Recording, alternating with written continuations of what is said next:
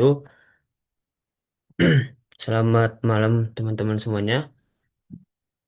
Pertama kita bakal nampilin materi dari kita dulu ya, dari tim asisten survei konstruksi.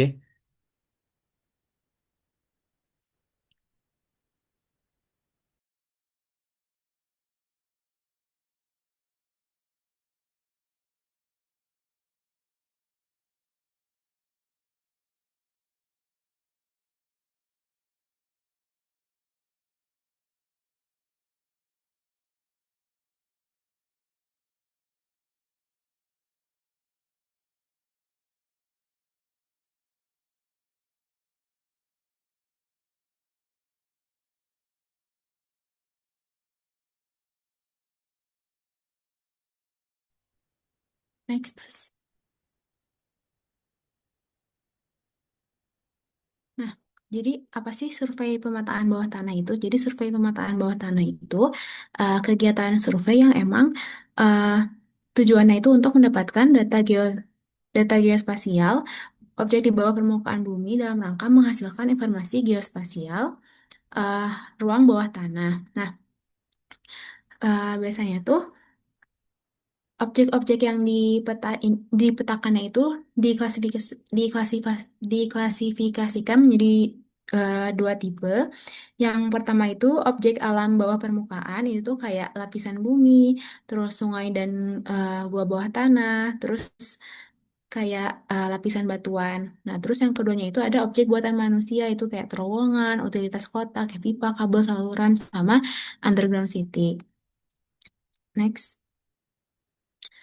Nah, eh, terus jenis-jenis, biasanya untuk survei di permukaan tanah tuh dia biasanya butuh eh, dia tuh butuh alat yang nerapin pemanfaatan dari gelombang. Nah, seperti yang kita tahu, gelombang itu kan dibagi berdasarkan dua dibagi berdasarkan dua. Yang pertama itu gelombang menurut mediumnya itu ada mekanik sama elektromagnetik sama gelombang berdasarkan arah rambatnya. Nah, kalau gelombang mekanik itu dia itu perlu medium untuk merambat kayak gelombang tali, suara, seismik kayak gitu. Kalau gelombang elektromagnet itu dia nggak perlu medium untuk merambah. Contohnya itu kayak gelombang cahaya tampak, gelombang radio, gelombang mikro, sinar X. Nah, kalau gelombang berdasarkan arah arah getarnya itu ada gelombang transversal, yaitu arah rambatnya itu tegak lurus terhadap arah penjalaran. Nah, kalau gelombang longitudinal, yaitu arah rambatnya searah terhadap arah penjalaran. Next. Nah, terus ini ada eh, sifat-sifat dari gelombang yang pertama itu dia uh, memantul, terus yang kedua itu ada pembiasan atau refraksi, terus ada lenturan atau difraksi, ada interferensi, dispersi, dan polarisasi. Ini bisa dibaca aja. Next.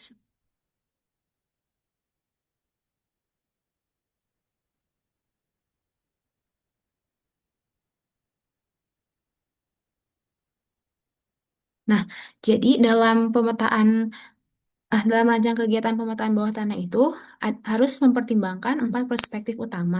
Yang pertama itu perspektif waktu, kecepatan dan kapasitas produksi data. Yang kedua itu perspektif biaya, kayak kesesuaian biaya dengan tingkat tingkat dampaknya kayak low, medium, atau high.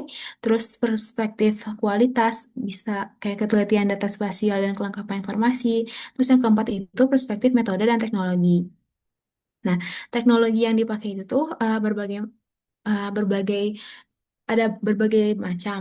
Itu tergantung sama ketelitian dan jangkauan yang pengen kita dapetin. Misalnya untuk jangkauan 0,1 sampai 4 meter itu biasanya pakai pipe atau kabel locator. Terus kalau misalnya jangkauannya 0,4 sampai 50 meter itu pakai GPR. Nah, misalnya GPR itu dipakai untuk pemetaan utilitas, jalan, jembatan, atau enggak arkeologi. Nah, kalau misalnya jangkauannya dangkal atau dalam itu biasanya pakai seismik. Nah, seismik itu biasanya buat eksplorasi mineral, gas bumi, terus geologi, terus ada juga pakai teknologi magnetotelurik itu buat jangkauan yang sampai berkilo-kilometer, terus ada geolistrik itu untuk jangkauan 100 sampai 100 meter, terus ada lagi yang terakhir itu sub bottom profiling ini biasanya tuh untuk di bawah laut untuk survei hidrografi gitu. Nah, ini tuh untuk tabel frekuensi tabel frekuensi JIPA dan aplikasinya bisa dibaca. Terus nextnya,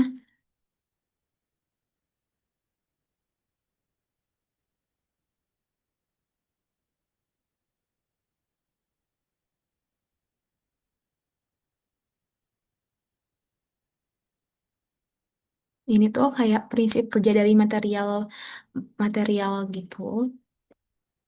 Bisa dibaca di PPT-nya. Thanks.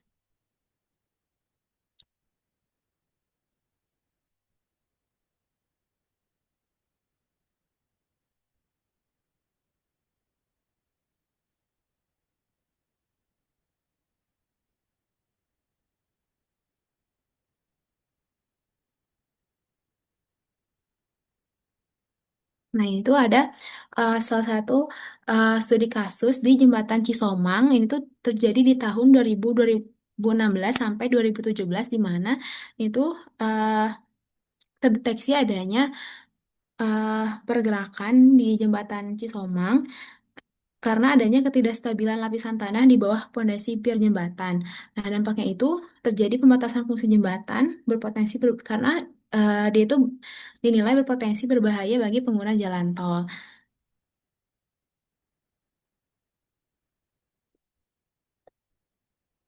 Nah, untuk melakukan surveinya itu dia pakai GNSS dan ETS. Dari GNSS dan ETS itu didapatkan laju deformasi dari jembatan tersebut. Terus dia juga pakai Borlog dan DCPT. Itu tuh untuk memetakan profil lapisan tanah dan daya dukung. Dia juga pakai inclinometer itu untuk mendeteksi adanya bidang longsor. Jadi inclinometer kan untuk mendeteksi kemiringan. Jadi apakah si jembatan itu berpotensi untuk menyebabkan longsor atau enggak. Terus dia juga pakai drone dan peta RBI untuk hidrologi dan das, terus pakai water pass untuk monitoring elevasi dan vertikal. Next. Nah, kan eh, namanya survei di bawah tanah itu beda ya sama survei di permukaan tanah, kan dia itu tertutup dan visibilitasnya itu lebih rendah daripada di permukaan tanah. Makanya dia ini untuk survei menggunakan GNSS-nya itu dia eh, lebih sulit dibandingkan survei lainnya. Jadi GNSS, kalau misalnya mau pakai GNSS biasanya itu dia pakai RTPPP. Cuman sayangnya kalau untuk survei pakai RTPPP itu dia lebih mahal aja. Terus tantangan lainnya itu dia kontrol azimut dari titik referensi permukaannya itu lebih susah. Nah, terus BM di langit-langitnya itu jadi BM-nya kan ada di permukaan tanah ya. Jadi dia itu biasanya untuk eh, mengontrol pengukurannya itu biasanya dia itu dibuat kayak lubang gitu di atas dari atas permukaannya, terus nanti itu dijatuhin unting-unting sampai ke bawah permukaan yang mau kita survei di bawah permukaan itu. Nah, biasanya survei di bawah tanah tuh untuk kegiatan pertambangan, terus pembuatan terowongan transportasi, terus pemetaan gua dan bunker. Next. Oke, kemudian masuk di earthworks ya teman-teman. Nah, earthworks ini atau pekerjaan cut and fill, penimbunan dan penggalian tanah yang biasanya digunakan untuk bangun jalan, rel kereta api, kemudian bendungan, tanggul atau pondasi. Nah, tujuannya ada tiga secara garis besar ya, yaitu membentuk elevasi desain, kemudian menyiapkan fondasi konstruksi dan menjaga kestabilan lahan. Nah, ini langsung aja ke materi hitung-hitungannya ya teman-teman, karena eh, untuk materi yang teori-teorinya terlalu banyak, jadi disempitin lagi oleh tim asisten. Oke, menghitung luas ada beberapa cara. Ya, satu, menghitung luas segitiga ini normal lah ya, pakai alas kali tinggi bagi dua. Kemudian, jika tidak beraturan, maka ini yang di peta ya. Jika tidak beraturan, maka menggunakan kertas transparan yang diberi grid, kemudian diletakkan pada gambar atau superimpose dan menghitung sesuai skala dan ukuran luas grid. Nah, ini.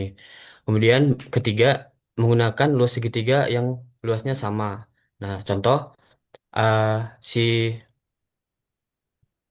si yang kita hitung tuh seperti ini ya kira-kira. Nah, kita tuh nggak tahu nih rumusnya kayak gimana cara dapatnya. Nah, kita tuh bisa mencari luasnya ini pakai segitiga yang sama. Ini tuh sebenarnya ada di PPT ya. Jadi kita mendekati si bentuknya ini pakai bentuk lain yang kita tahu. Contoh segitiga itu. Kemudian ada yang nomor 4. It's, hapus. Yang nomor 4 mengukur luas di peta dengan alat planimeter. Ini ada step by stepnya di PPT. Nah, yang terakhir tuh menggunakan trapezoidal rule, Simpson rule, dan metode koordinat. Oke, kita langsung ke metode perhitungan volume ya. Ada 3 metodenya itu. Satu, metode penampang melintang atau cross section method. Kemudian kedua, metode luas satuan atau borrow pit method. Kemudian yang terakhir itu metode luas kontur. Langsung masuk kita ke metode cross section. Nah, ini step by stepnya bisa dibaca ya teman-teman. Ini sama aja kayak yang di PPT. Nah, caranya itu ini ada rumusnya sebenarnya. Jadi contoh si eh, bangun 3 dimensi yang akan kita hitung volumenya yang ini ya. Oke. Nah, rumusnya itu PA sama dengan setengah kali A1 tambah A2 dikali D. A1 A2 itu luas penampang awal, A2 itu luas penampang akhir. Nah, PR-nya di sini luas penampangnya kan bisa aja bentuknya aneh-aneh nih. Kayak gini, kayak gini aneh. Nah, kayak gini kan aneh ya, nggak ada bentuknya yang pasti gitu kayak gini atau kayak gini nggak ada ya. Nah, untuk menghitung yang kayak gini, kita tuh harus eh, membuat ininya dulu, koordinat dulu dalam bentuk kartesian. Nah, sebagai titik acuannya kita pakai center line atau garis tengah ini yang O. Nah, di sini kita isi untuk si titik H itu Y-nya yang ini ya, Y-nya 0, X-nya 15. Artinya jarak dari H ke 0 itu 15. Dan seterusnya sampai ke G. Kemudian kemudian masuk ke menghitung areanya. Kita cari areanya dulu, baru kita hitung volumenya. Nah, ada dua cara yaitu kita pakai metode pendekatan dengan menggunakan bangun 2 dimensi yang simple seperti persegi, segitiga, ataupun trapesium. Nah, di sini eh, udah jelas ya kalau bangunnya itu ODC C aksen. Artinya itu ini persegi 4. Trapesium maksudnya. Ini trapesium karena ini dibagi dua kan. Jadi eh, karena kita udah nentuin tadi si titik O berapa, si titik D berapa, titik C berapa, C aksen berapa, maka langsung aja kita masukin ke sini nilainya. Jumlah sisi sejajar kali tinggi bagi dua, dapatlah areanya segini. Begitu juga dengan bangun-bangunan yang lainnya. Misalnya C aksen, C ke L. Nah ini kan segitiga ya. Nah, masukin alas kali tinggi per 2. 15,8 kali 13,8 per 2 dapat 109,0. Nah ini nanti ditotalin. Berarti ada 1, 2, 3, 4, 5, 6 bangun yang kita buat menyesuaikan dengan bentuk yang aneh-aneh ini. Nah dapatlah areanya segini. Nah itu tadi cara pertama. Nah cara kedua itu menggunakan koordinat. Nah kita tuh eh, buat tabel dulu. Gini dulu. Poin. Terus X sama Y-nya. Kemudian kita buat kolom plus dan minusnya. Nah, cara dapat isi atau nilai dari kolom plus ini tuh kita crossing ya teman-teman. Contohnya ini ya, untuk mendapatkan nilai ini, yang ini plus 534 kita itu harus ngekaliin yang ini minus 33,8 dikali 15,8. Nah, dapatlah hasilnya plus 534. Nah, gitu-gitu terus sampai nanti hasilnya di sum atau dijumlahkan. Nah, gitu untuk metode yang koordinat. Nah, untuk yang Y-nya sama aja tapi crossingnya itu beda arah. Contoh ini 12,5 yang minus 250 ini didapat dari 12,5 kali minus 20 itu. Nah, nanti dapatlah hasilnya 710,5 meter kuadrat. Oke, next saja. Kemudian, nah itu kan luasnya udah dapat nih. Luasnya udah dapat, penampang akhir ataupun awal. Nah, A1, A2. Di sini anggapannya eh, A1 dan A2-nya itu identik ya. Jadi tinggal dimasukin ke rumus saja. Nah, kalau dapat kalau eh, udah masuk udah dapat A1 dan A2-nya tinggal dikali ke D2 dan dibagi 2 gitu untuk dapat volumenya. Oke, kemudian sini ada juga case kalau penampang awal dan penampang akhirnya itu nggak sama atau prismoid. Prismoid itu artinya suatu bangun geometri yang alas dan at- alas dan tutupnya itu tidak sama. Contoh kerucut, kerucut segi empat, kerucut lingkaran gitu ya. Itu tidak sama. Maka digunakanlah rumus prismoidal.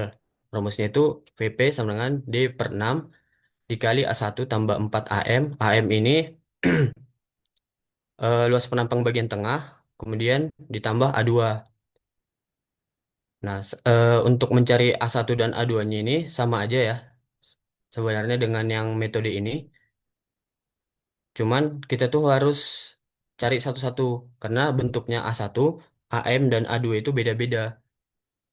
Di sini bisa aja persegi eh, untuk yang awalnya, kemudian di akhirnya bisa aja jadi trapesium contoh.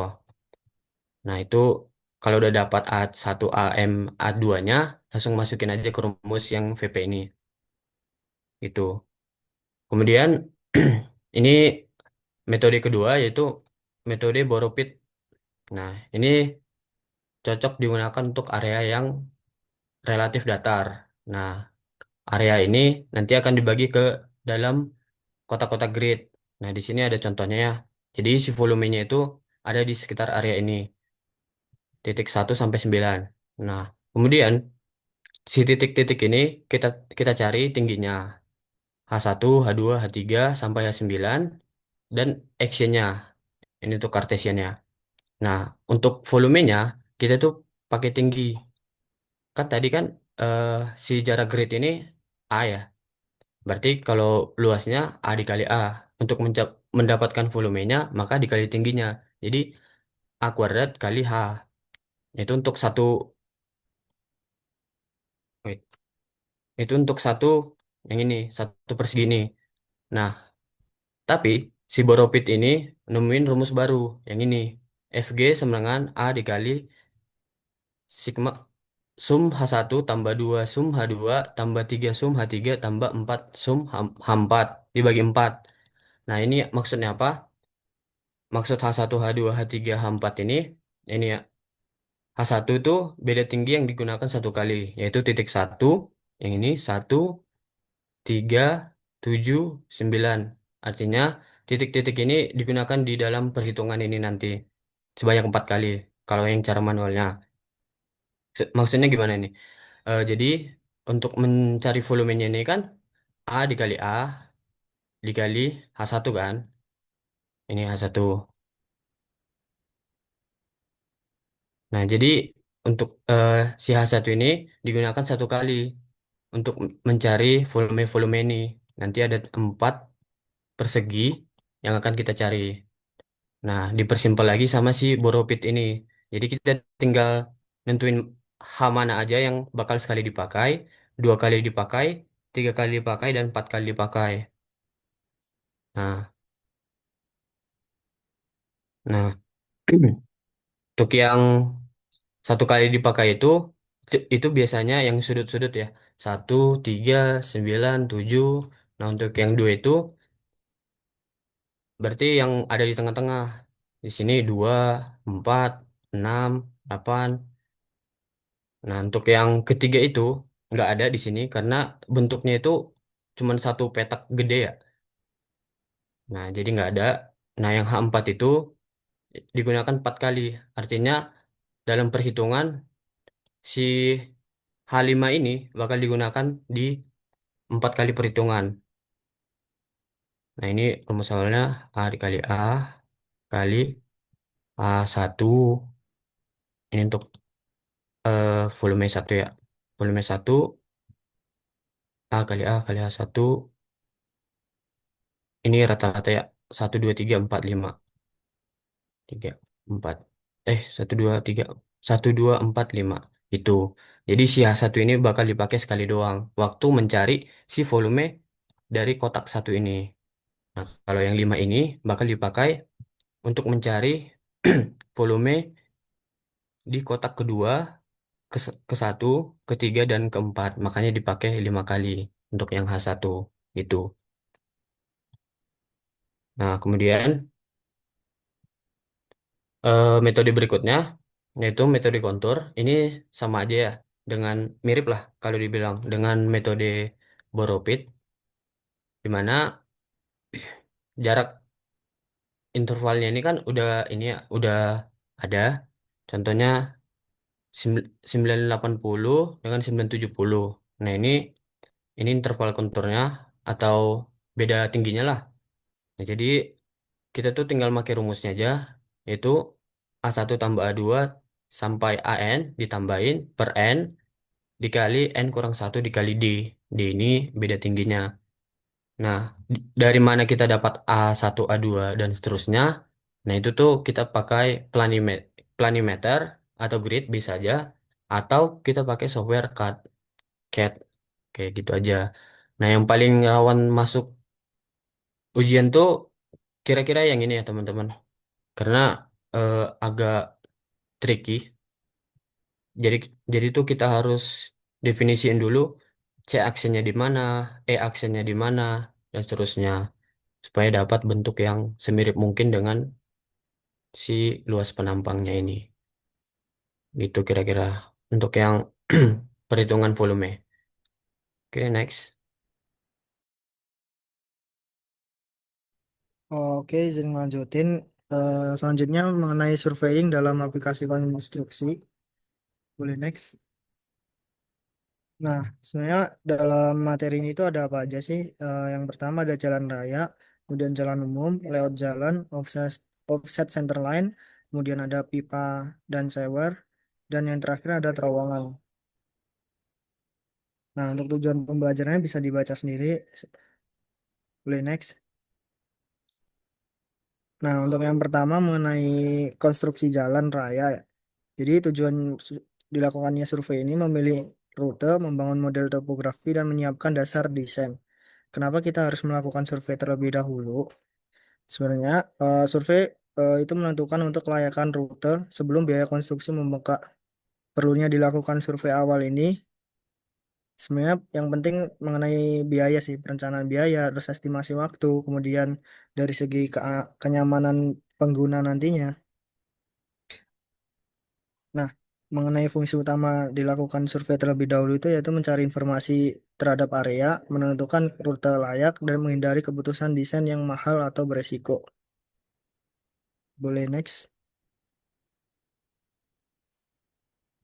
Nah, biasanya untuk kita kita melakukan survei awal, kita membutuhkan data-data awal dan teknologi survei yang digunakan. Seperti contohnya, semisal kita akan membuat peta topografi, maka dari itu kita membutuhkan data mengenai relief, kontur, dan elevasi awal.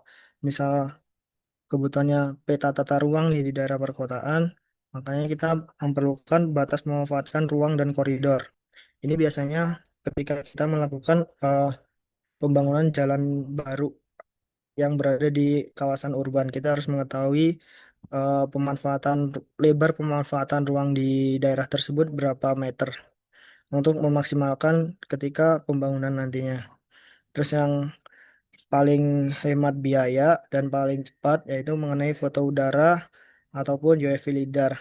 Keduanya ibaratnya kita dapat menghasilkan data, kontur atau titik tinggi, sehingga dari data tersebut kita bisa memodelkan secara tiga dimensi dan kita mengetahui digital elevation modelnya dari lahan yang akan kita survei. Oke, selanjutnya masih di konstruksi jalan raya. Yang pertama, penentuan rute dan desain kriteria. Nah, rute terbaik bukan hanya yang paling pendek, tetapi yang paling layak dibangun. Untuk alurnya tersendiri, yaitu ada rute, kemudian kita membuat geometri, dari geometri nanti kita menentukan struktur jalannya, dan kita lanjut ke operasi. Jadi pada rute ini kita akan mendesain eh, alternatif jalur, kemudian eh, dari tingkat elevasinya, dan ataupun dampak-dampak yang bakal terjadi ketika kita membangun jalan di kawasan tersebut. Nah, dari situ kita coba menggambarkan secara geometri mengenai jumlah jalur, lebar jalur, serta radius bulekan dan gradien. Setelah itu kita dapatkan di ibaratnya blueprintnya udah didapatkan, baru kita menentukan struktur terkait ketebalan jalan sesuai dengan prosedur, kemudian jenis permukaan, apakah dia tipe aspal atau beton, tergantung tipe jalannya, maksudnya penggunaan jalannya, apakah jalan tersebut bakal dilewati kendaraan berat atau enggak. Dan yang ketiga dan selanjutnya mengenai operasi. Operasi ini lebih ke quality control sebelum jalan itu digunakan oleh pengguna. Nah, dalam penentuan rute ini kita harus memastikan bahwa kita harus menentukan kondisi lahan tersebut terkait cut dan fill yang akan kita lakukan. Nah, perbedaannya apa sih jalan lokal versus jalan bebas? Secara fungsi untuk jalan lokal itu akses ke properti. Untuk jalan bebas itu mobilitas jarak jauh. Untuk kecepatannya untuk di jalan lokal itu rendah dan jalan bebas itu tinggi. Jalan bebas itu seperti jalan nasional ataupun jalan tol. Nah, untuk belokan di jalan lokal lebih tajam, untuk yang jalan bebas lebih landai, kemudian untuk aksesnya tidak seketas freeway atau jalan bebas, dan untuk jalan bebas tersendiri dibatasi melalui interchange. Nah, untuk gradien eh, lebih fleksibel untuk si jalan lokal dan untuk jalan bebas umumnya lebih landai. Yang sering dipakai itu maksimal 5% untuk gradien. Nah, boleh next.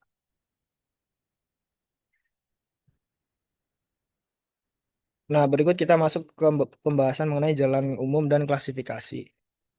Nah, untuk jalan umum, kita juga melakukan survei pra-engineering dan utilitas. Kenapa hal tersebut perlu dilakukan? Pertama, pada jalan umum, utilitas bawah tanah wajib diketahui sebelum konstruksi. Hal itu dilakukan karena eh, dilakukan setelah ada kepastian anggaran konstruksi. Kemudian untuk metode yang dilakukan, misalnya metode terestris atau ekstraterestris sesuai medan, dan survei awal mencakup detail topografi sekitar jalan dan penunjang jalan. Nah, utilitas yang dimaksud itu terkait kabel listrik, gas telepon, dan saluran air perlu di stake out sebagai utilitas. Nah, ini biasanya untuk kita mengetahui jaringan utilitas tuh untuk yang di bawah tanah, kita menggunakan GPR. Nah, kegagalan stake out utilitas dapat menyebabkan kerusakan, biaya tambah, dan delay. Jadi ketika dalam kita melakukan pembangunan jalan umum, kita harus mengetahui ini ataupun kita melakukan renovasi lah atau perbaikan terhadap jalan tersebut, kita harus mengetahui utilitas di wilayah tersebut. Eh, Ditakutkannya ketika kita asal melakukan cut and fill terjadi eh, pemotongan ataupun terputusnya sarana dari utilitas tersebut. Boleh sebelumnya.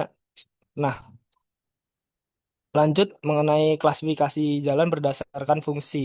Jadi ada 4 jenis jalan. Yang pertama itu arteri, yang kedua kolektor, yang ketiga ada lokal, dan yang keempat ada jalan lingkungan. Untuk lebih jelasnya eh, bisa dibaca, teman-teman bisa membacanya. Kemudian selanjutnya mengenai klasifikasi jalan berdasarkan administrasi. Nah, ini yang saya maksud tadi mengenai status jalan tersebut. Ada yang status jalan tersebut nasional, itu biasanya menghubungkan antar ibu kota provinsi, strategis nasional dan tol. Ada juga eh, jenis jalan ataupun status jalan tuh statusnya provinsi, kabupaten, kota, dan desa. Nah, kenapa dibuat status jalan seperti ini? Ini terkait kebutuhan ketika nanti pembangunan ataupun perbaikan jalan tersebut. Pihak mana yang seharusnya melakukan perbaikan jalan tersebut. Semisal jalan tersebut jalan nasional yang bukan antar provinsi, biasanya dari pemerintah pusat. Untuk yang provinsi terkait ibu kota provinsi atau antara kabupaten di provinsi tersebut biasanya tanggung jawab dari pemerintah provinsi. Dan berikutnya, boleh next.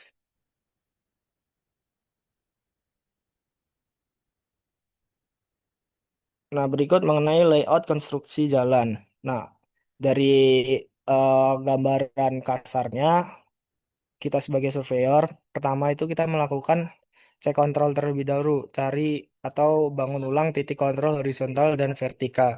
Nah, dalam konstruksi kayak gini, titik kontrol menjadi faktor yang penting karena salah satu acuan kita adalah titik kontrol tersebut. Dan biasanya untuk kebutuhan konstruksi kayak seperti ini, titik kontrol yang digunakan tidak hanya satu, bisa dua ataupun lebih. Dan biasanya dalam setiap satu titik kontrol, kita memerlukan checkpoint juga terhadap titik kontrol tersebut untuk memverifikasi atau memvalidasi bahwa acuan yang kita pakai di awal pengukuran eh, masuk dalam ketelitian ataupun standar yang kita inginkan. Nah, lanjut ke verifikasi center line. Jadi center line itu apa? Center line itu titik tengah dari perencanaan jalan yang akan kita lakukan. Kemudian ketika kita udah mengetahui center line-nya di mana aja atau kemungkinan eh, perencanaan rutenya, kita melakukan stake out terkait batas-batas dari jalan tersebut dan stake out terkait cut and fill yang akan dilakukan. Cut and fill ini berdasarkan materi kita sebelum UAS ini, materi UTS terkait elemen dasar dan elemen vertikal. Itu menjadi faktor perhitungannya juga. Dan yang terakhir, kontrol pekerjaan. Mengenai ini lebih ke quality control terkait cek elevasi dan alignment secara selama konstruksi. Apakah sudah sesuai atau belum mengenai kelandaiannya ataupun eh, curve belokannya apakah sudah terlalu curam ataupun tidak. Nah, ada pertanyaan nih, kenapa titik kontrol bisa hilang? Jadi kita harus mempertimbangkan estimasi waktu kita ketika melakukan survei ataupun survei konstruksi jalan ini. Dan biasanya dalam melakukan eh, survei jalan seperti ini, yang bekerja itu bukan hanya di bidang kita aja, ada bidang-bidang lain terkait pembersihan lahan ataupun apapun. Maka dari itu, penempatan titik kontrol kita harus kita sesuaikan dengan kondisi lapangan supaya titik kontrol yang kita sudah buat dan sudah kita rancang tidak rusak ataupun tertimbun ketika di lapangan akibat aktivitas yang ditimbulkan di lapangan. Nah, berikut terkait kontrol, stakeout, dan center line. Jadi yang saya definisikan tadi, titik kontrol itu titik referensi horizontal dan vertikal yang menjadi dasar semua pengukuran lapangan. Kalau stakeout itu proses memindahkan titik desain ke lapangan atau batas-batas seperti center line, elevasi, ataupun grade. Kalau center line, garis tengah rencana jalan dipakai sebagai acuan geometri dan offset.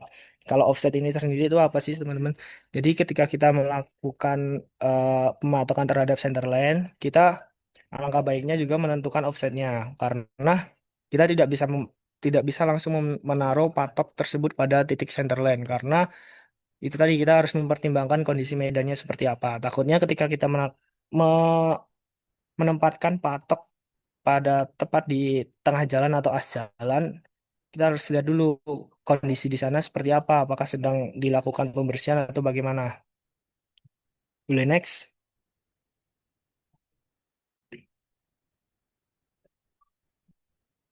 Nah, yang slide ini tuh terkait proses-proses yang terjadi di lapangan seperti clearing atau membersihkan vegetasi pohon di area kerja, kemudian grubbing, menghilangkan tunggul, akar dan sisa pohon, stripping topsoil, mengupas lapisan tanah atas sesuai batas cut and fill, kemudian fine grading itu mengontrol elevasi akhir atau permukaan halus dengan alat ukur. Jadi secara simpelnya adalah clearing dan grubbing itu dilakukan di awal sebelum kita melakukan stripping topsoil. Harap eh, gambarannya seperti apa? Kita menghilangkan pohon-pohon yang besar yang berpotensi nantinya dapat merusak struktur jalan kita. Aku ngambil contohnya di dekat Hotel Pullman, itu kan kondisi jalannya agak bergelombang. Hal itu bisa diakibatkan karena eh, pergerakan dari akar pohon di sekitar jalan tersebut. Maka dari itu, perlunya kita menghilangkan tunggul akar supaya akar tersebut tidak bertumbuh dan mengganggu struktur jalan yang kita rancang. Nah, untuk stripping topsoil ini mengupas lapisan tanah yang atas, yang ibaratnya yang masih lembek, sampai ke bagian yang bedrock ataupun yang keras. Ini ini berpengaruh terhadap struktur dari jalan yang kita rancang nanti dan terkait pemadatan jalan yang akan kita lakukan. Nah, jadi layout konstruksi jalan adalah proses menerjemahkan desain ke posisi lapangan, kemudian stake out menggunakan titik kontrol horizontal dan vertikal, center line-nya diverifikasi dan dari titik referensi dan dapat dicek dengan GPS. Nah, untuk step yang clearing, grubbing, dan stripping topsoil dilakukan sebelum pembentukan badan jalan. Dan fine grading itu mengontrol elevasi akhir agar sesuai dengan desain. Boleh next. Nah, hal ini terkait untuk berikutnya terkait offset, centerline, dan lengkung. Jadi, seperti yang dijelaskan sebelumnya tadi, kenapa centerline perlu di offset? Nah, patok CL mudah terganggu oleh pekerja konstruksi, maka dari itu dibuat patok offset sebagai referensinya. Ya, offset bertujuan untuk menjaga patok tetap aman dari alat berat dan galian ataupun timbunan. Terus yang kedua, kiri dan kanan ditentukan dengan menghadap ke stasiun depan. Terus yang ketiga, offset ideal berada pada garis radial terhadap center line. Dan keempat, pada jalan kota elemen sering langsung ditetapkan pada garis offset. Jadinya sebenarnya secara inti offset itu bukan mengubah desain jalan, tapi memindahkan patok referensi ke lokasi aman. Untuk safety dari patok ini harus tanggung jawab kita ya, soalnya mungkin dari pihak-pihak lain pun juga tidak mengetahui bahwa patok itu masih digunakan. Terus selanjutnya mengenai point of intersection, kemudian beginning curve dan end curve, serta rumus lengkungnya.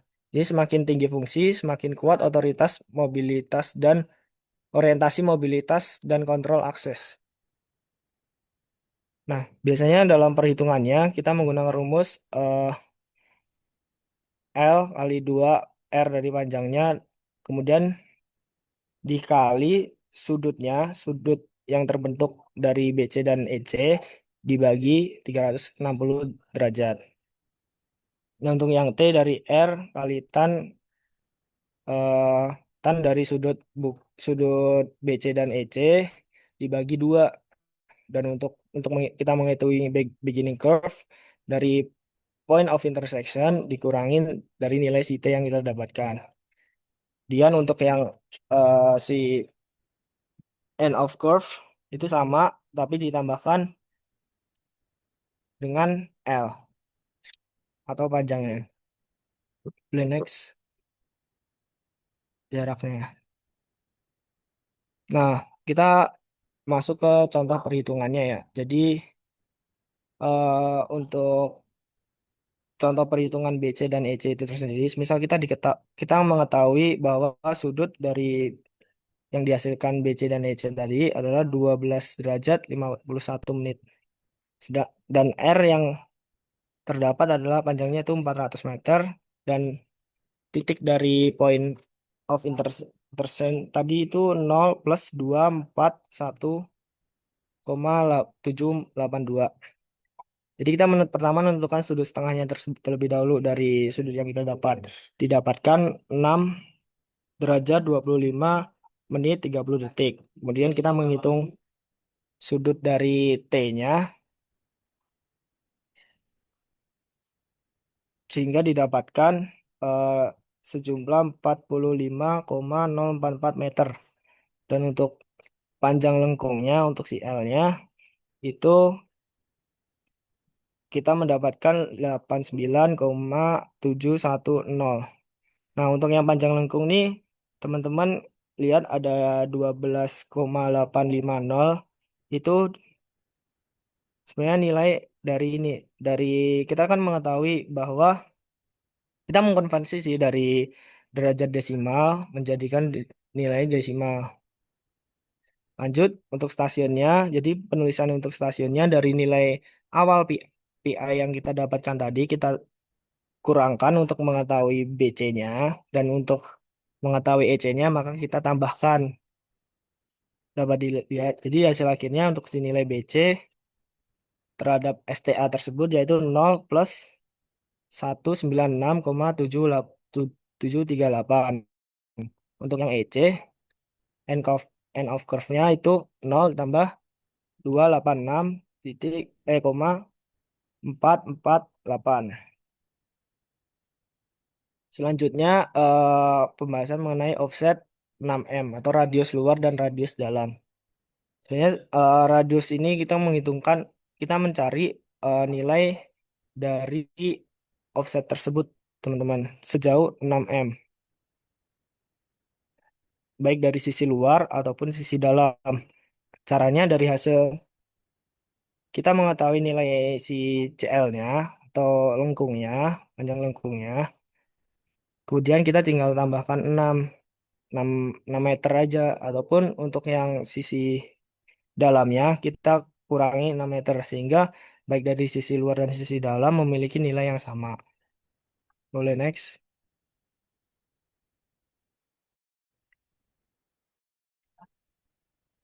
Nah, yang terakhir mengenai offset centerline dan lengkung yaitu terkait tali busur offset dan defleksi. Metode defleksi memakai sudut dan radius offset. Rumus tali busur yaitu C kali 2R kali sin sudut defleksinya. Contohnya, kalau misal dari sisi kiri, 2 kali 406 kali sin sudut defleksinya. Untuk yang kanan juga sama, sisi kanan 2 kali panjangnya berapa? 384 dikali sin sudut defleksinya. Nah, untuk mengeceknya tuh, misal sisi kiri kurangi CL, hampir sama dengan CL kurangi sisi kanan jika offsetnya simetris. Oke, boleh next. Nah, materi berikutnya terkait jaringan pipa dan sewer. Jadi, dalam melakukan perencanaan pembangunan survei jalan, kita harus menimbang terkait utilitas yang akan dibangun ataupun sudah ada. Pertama, jaringan pipa bertekanan. Jaringan pipa bertekanan ini biasanya membawa air, minyak, gas, atau fluida lain. Jadi, dalam eh, jaringan pipa bertekanan ini, kita harus mengetahui pembangunannya terkait elevasi dasarnya, dasar dari pipanya. Pipa kita pipanya mau kita taruh di kedalaman berapa dari surface-nya. Kemudian tebal dari alas pipanya eh, berapa senti atau berapa meter. Jadi sebenarnya jaringan pipa ini eh, tingkat aliran dipengaruhi tekanan, diameter pipa, dan faktor fluida. Terus tidak terlalu bergantung pada kemiringan seperti pipa gravitasi. Terus yang selanjutnya layout dapat dibuat dengan ketelitian gradien lebih rendah daripada shower. Nah, cover di atas crown harus cukup untuk beban dan perlindungan pipa. Nah, kita harus sebenarnya secara simpelnya adalah kita harus merencanakan pipa tersebut ditaruh di kedalaman berapa, bantalannya ketebalannya berapa, serta tutupan dari pipa tersebut terkait keamanan dari pipanya dan apa ya, jangka pakai dari pipa tersebut. Selanjutnya, penampang pipa. Istilah yang wajib dipahami yaitu ada 5. Pertama, specific cover, crown, kemudian diameter, bedding, dan track. Untuk penjelasannya bisa dibaca ya teman-teman. Next. Oke, sekarang kita masuk ke jaringan pipa dan shower. Nah, yang pertama terkait land stake, grade stake, dan kondisi tanah. Nah, patok yang dipasang pada interval optimal dari ujung pipa. Secara alurnya, pertama kita menentukan gambar lokasi pipa tersebut, rencana pipanya di mana. Kemudian menandai presisi horizontal jalur jalur pipa. Terus yang ketiga, grade stake itu mengarah mengarahkan elevasi ataupun kedalaman. Itu terkait yang tadi kita kita harus dalam perancangan kita harus mengetahui si pipa tersebut berada di kedalaman berapa. Dan yang terakhir yaitu patok dipasang sepanjang jalur. Biasanya intervalnya 15 sampai 30 meter. Nah, ada dua hal dalam kondisi ini yaitu existing ground unchanged, itu ketika tanah tidak berubah atau cut standar dapat diukur dari permukaan tanah existing. Kemudian ketika existing ground altered, nah ini jika ada proposed future file line atau perhitungan cover atau cut mengacu kondisi akhir rencana. Nah, yang selanjutnya mengenai shower, yaitu sanitasi versus storm. Keduanya biasanya mengalirkan dengan gravitasi, tetapi fungsinya berbeda. Maksudnya mengalirkan dengan gravitasi itu biasanya kita implementasinya terkait irigasi ya teman-teman. Jadi objek yang berada di eh, aliran apa di misal pipa tersebut ataupun gorong-gorong tersebut bisa teralirkan secara otomatis, tidak perlu dengan bantuan atau apapun, baik itu tekanan atau apa. Jadi cukup mengandalkan si gravitasinya.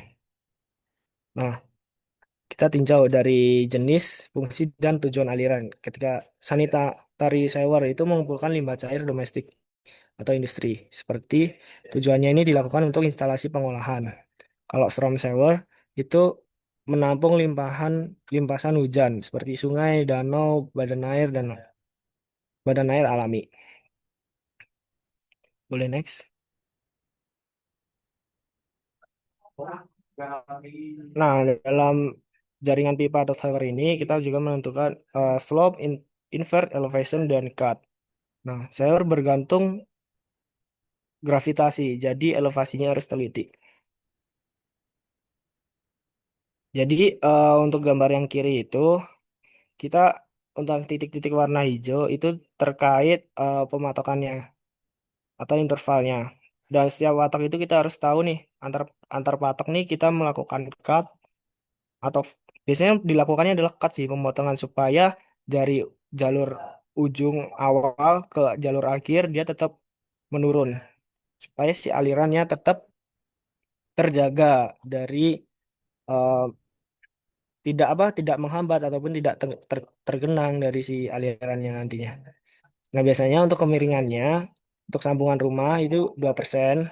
Artinya setiap 100 meter itu maksimalnya perbedaannya dari 2 meter. Untuk storm shower itu 0,50%, sanitary shower itu 0,67%. Nah, untuk cut-nya ini didasarkan dari ini teman-teman. Jadi stack elevation kurangi invert elevation. Nah, untuk stack elevation itu apa? Jadi elevasi permukaannya itu berapa dikurangi rencana kita menggalinya. Misal kita mau eh, melakukan penggalian sedalam 8,41 meter. Otomatis ketika permukaan awalnya 42,27 dikurangi 8,41 sehingga elevasi dasarnya kita mendapatkan 420,86 sebagai acuan ketika kita melakukan cut ataupun galian. Nah, Setelah kita melakukan proses cut pada jaringan perencanaan jaringan pipa ini, kita harus melakukan juga memvisualisasikannya hasil eh, yang kita lakukan di lapangan. Itu biasanya dalam bentuk plan dan profile. Plan itu untuk perencanaannya dan profile biasanya sama aja sih sebenarnya. Kalau profile tuh kita ya udah profil melintang gitu, jalur horizontal atau perubahan elevasi sepanjang stasiunnya. Boleh next.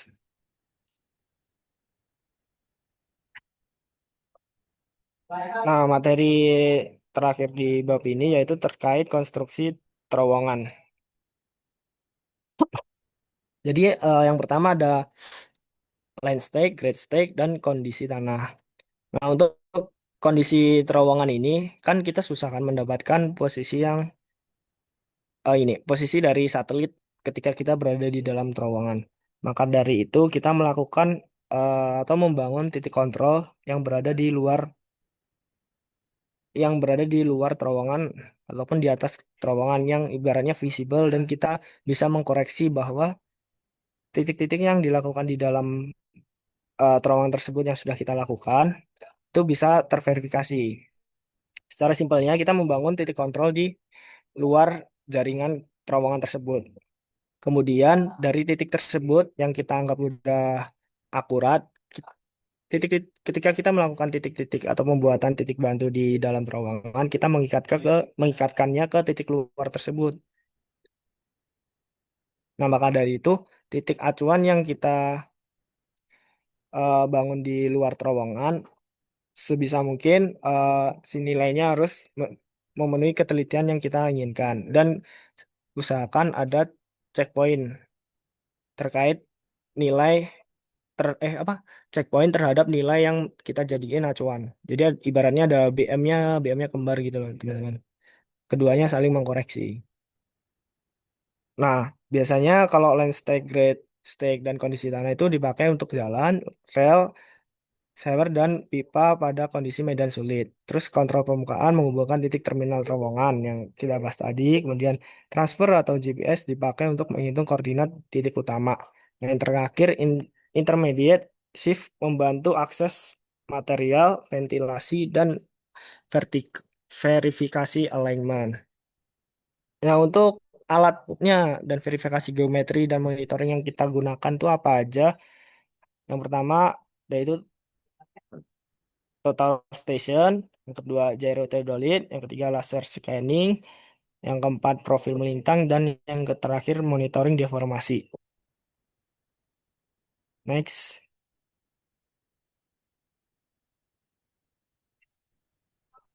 Oke, selanjutnya di sini akan dipaparkan ya terkait Building Information Modeling atau BIM atau mungkin beberapa orang itu bilangnya tuh Building Information Management. Next. Nah, jadi secara definisi ini tuh ada beberapa definisi ya terkait BIM. Tapi di sini aku highlight salah satu definisi yang cukup menggambarkan keseluruhan konsep BIM, di mana BIM ini tuh adalah suatu proses untuk menggabungkan informasi dan teknologi untuk membuat representasi digital dari sebuah proyek yang mengintegrasikan data dari banyak sumber dan juga berkembang secara paralel dalam sebuah proyek di seluruh timelinenya, termasuk desain, konstruksi, dan juga informasi operasional yang sedang digunakan. Nah, jadi dari definisi ini tuh bisa disimpulkan bahwa BIM ini tuh adalah suatu keseluruhan proses ya, bukan hanya teknologi ataupun perangkat lunak. Nah, kemudian BIM ini tuh mencakup keseluruhan siklus hidup suatu bangunan atau proyek mulai dari merancang sampai nanti itu manajemen secara berkala. Dan yang terakhir juga, biaya ini itu berlaku untuk bangunan atau aset infrastruktur, bukan hanya bangunan atau bukan hanya aset infrastruktur aja. Nah, lalu kenapa sih BIM ini tuh diperlukan? Yang pertama mungkin bisa dilihat ya dari gambar di samping ini yang warna-warni itu. Jadi BIM ini tuh dia tuh perannya tuh akan mirip dengan manajer proyek di mana dia itu bisa jadi koordinator sebuah sistem proyek di mana bisa dilihat juga ya di komponen itu dia itu mengintegrasikan beberapa stakeholder atau beberapa elemen yang dibutuhkan oleh beberapa stakeholder, misalkan dari arsitektur, MEP, kemudian biaya, konstruksinya, sampai jenis strukturnya. Nah, terus yang kedua ini adalah BIM ini tuh mampu membuat proses pengelolaannya itu lebih transparan, di mana model ini tuh nanti dapat menunjukkan apa yang telah dicapai dan belum dicapai di area tertentu, sehingga kelemahan-kelemahan dari proyeknya itu bisa lebih mudah dideteksi gitu.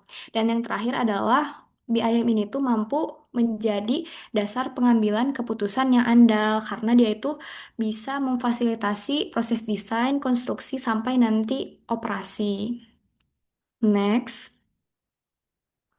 Nah, selanjutnya adalah terkait keunggulan BIM. Jadi, ini ada 6 poin utama keunggulan BIM. Yang pertama adalah BIM ini tuh mampu menyajikan informasi yang lebih baik dan juga dapat meningkatkan keakuratan serta kemutahiran informasi.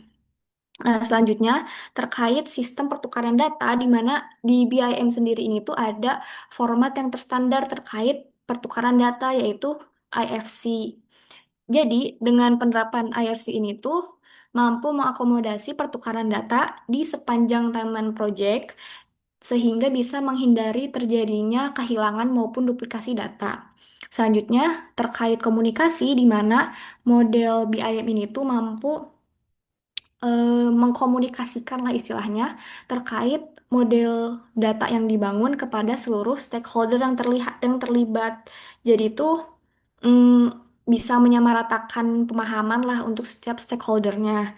Yang selanjutnya itu bisa menjadi eh, acuan dasar dalam memperbaiki proses engineering sebelum nanti itu dimulai konstruksinya sehingga sehingga bisa terlebih dahulu dideteksi gitu. Misalkan ada masalah clash di desain atau apapun, itu tuh bisa dideteksi lebih awal sehingga bisa meningkatkan efisiensi project.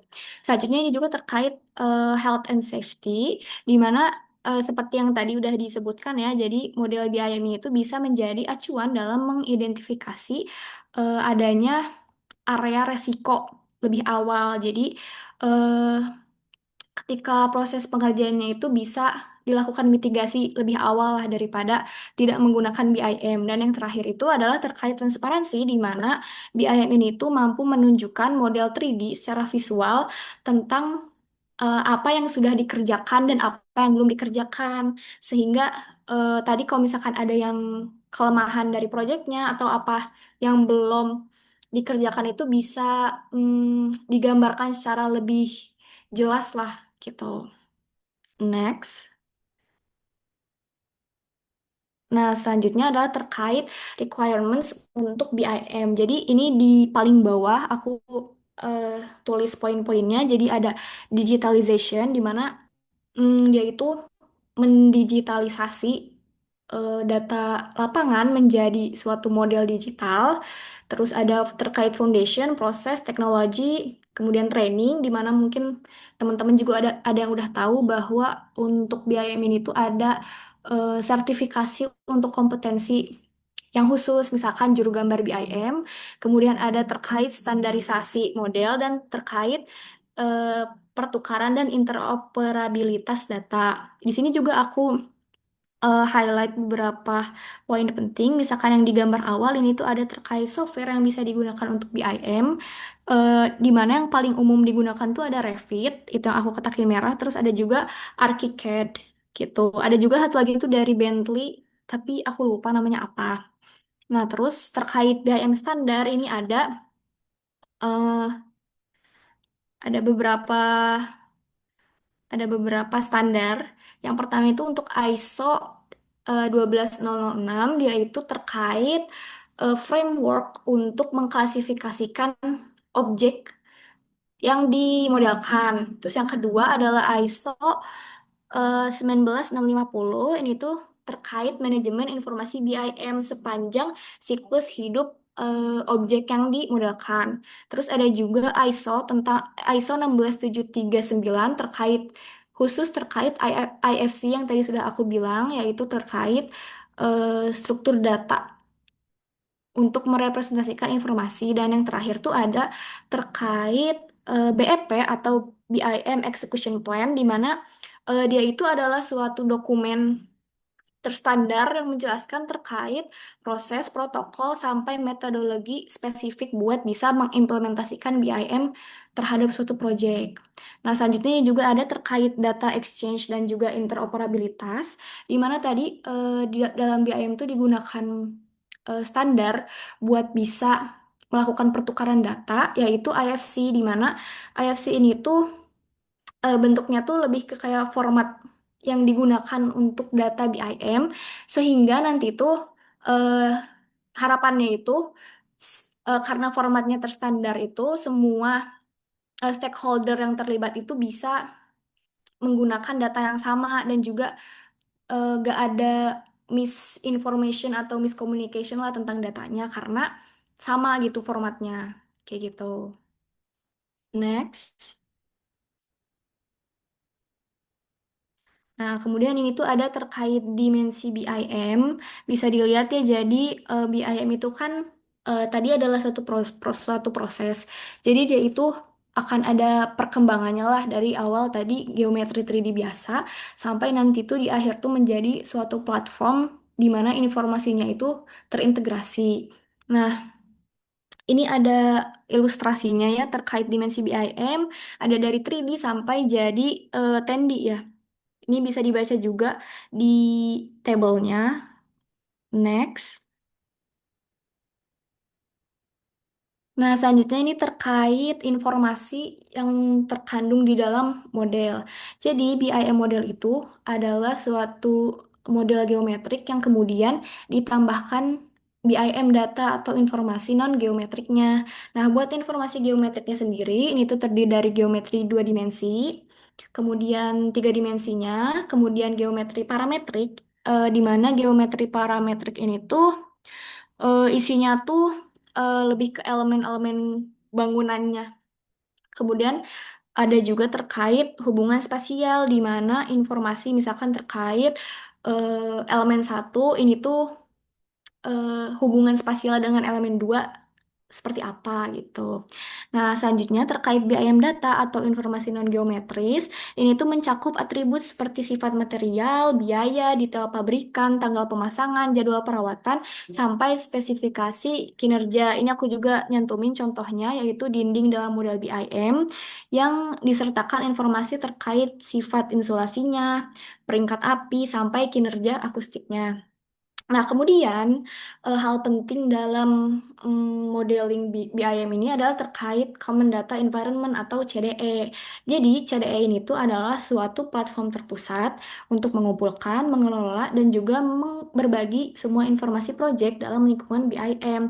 Jadi, singkatnya, semua informasi BIM dalam model BIM ini tuh nanti tuh dihimpun dalam CDE ini yang bisa diakses oleh seluruh stakeholder, dan juga tadi informasinya itu formatnya tuh udah terstandar dengan IFC yang tadi yang udah disebutin sebelumnya gitu. Next. Nah, ini kemudian ini ada terkait level-level dari BIM ya. Ini yang pertama ada level 0. Jadi level 0 itu dia itu kayak masih raw gitu. Jadi dia tuh berdiri sendiri, gak ada kolaborasi antar pihak-pihak yang mengumpulkan informasi tentang bangunannya. Dan juga kemungkinan itu si informasi bangunan atau gambar bangunannya itu masih berbentuk dua dimensi, sehingga pertukaran informasinya itu masih konvensional atau menggunakan kertas. Nah, habis itu ada level selanjutnya, itu level satu, di mana level satu ini tuh udah meningkat.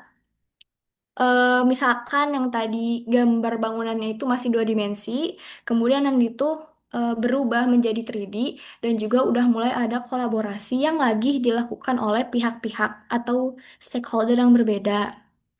Nah, kemudian selanjutnya itu ada level 3, level 2 dulu ya. Level 2. Nah, ini tuh terkait si tadi model bangunannya itu tuh sudah eh, kolaborasinya tuh udah mulai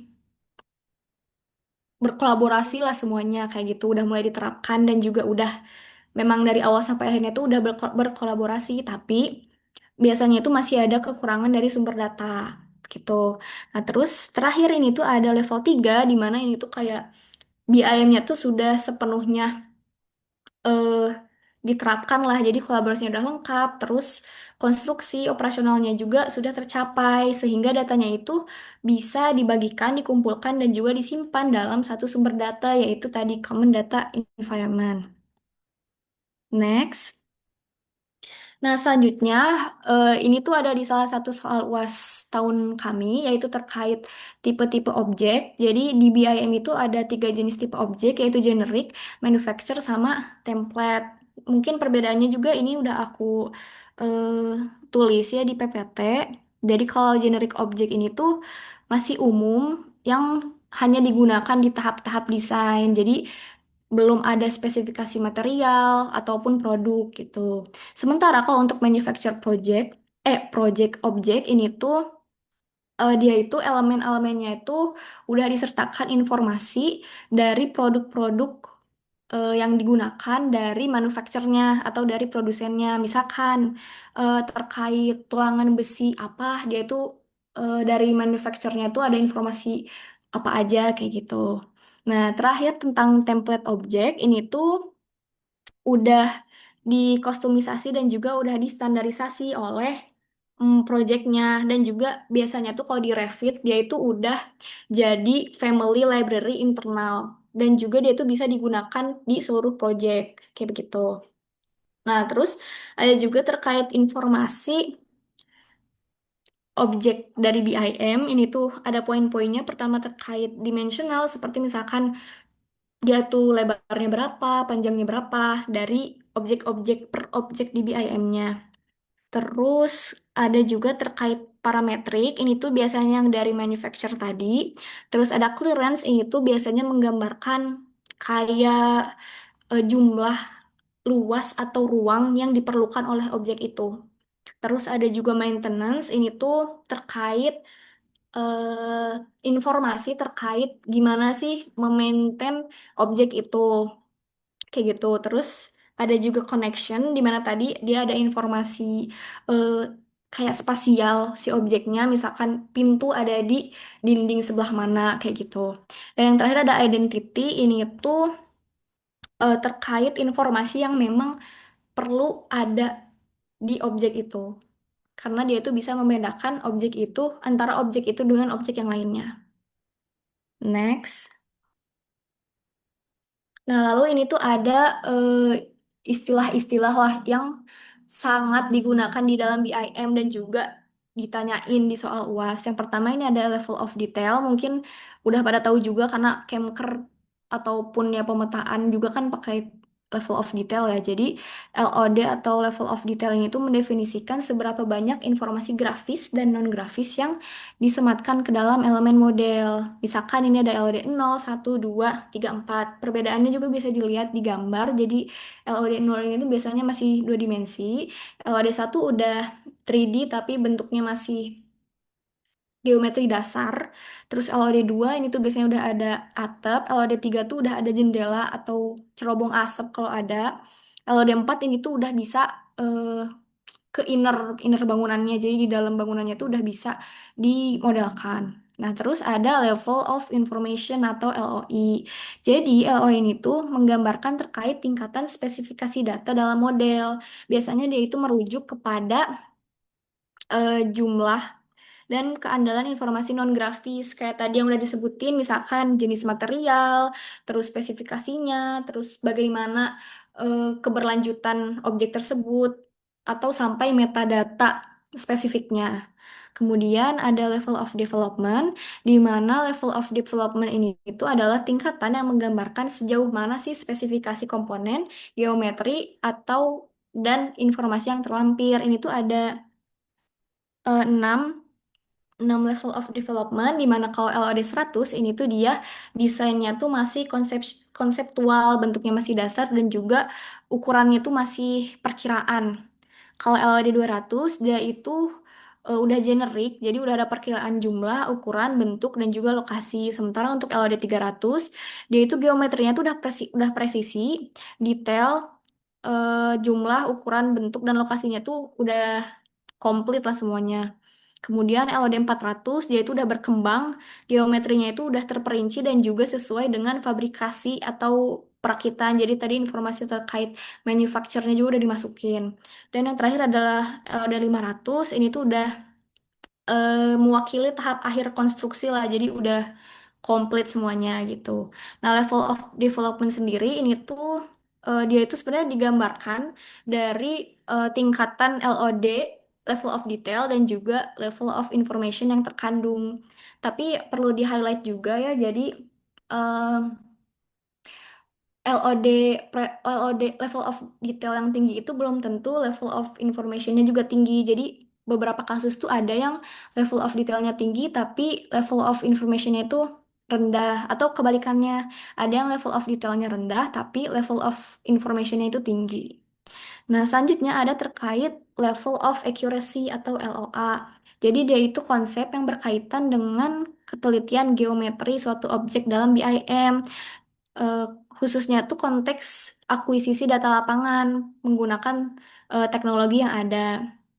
Nah, LOA ini tuh bisa merepresentasikan keakuratan geometri suatu elemen dalam model BIM dengan kondisi fisik nyata di lapangan, seperti akurasi posisi dan juga dimensi dari elemen tersebut.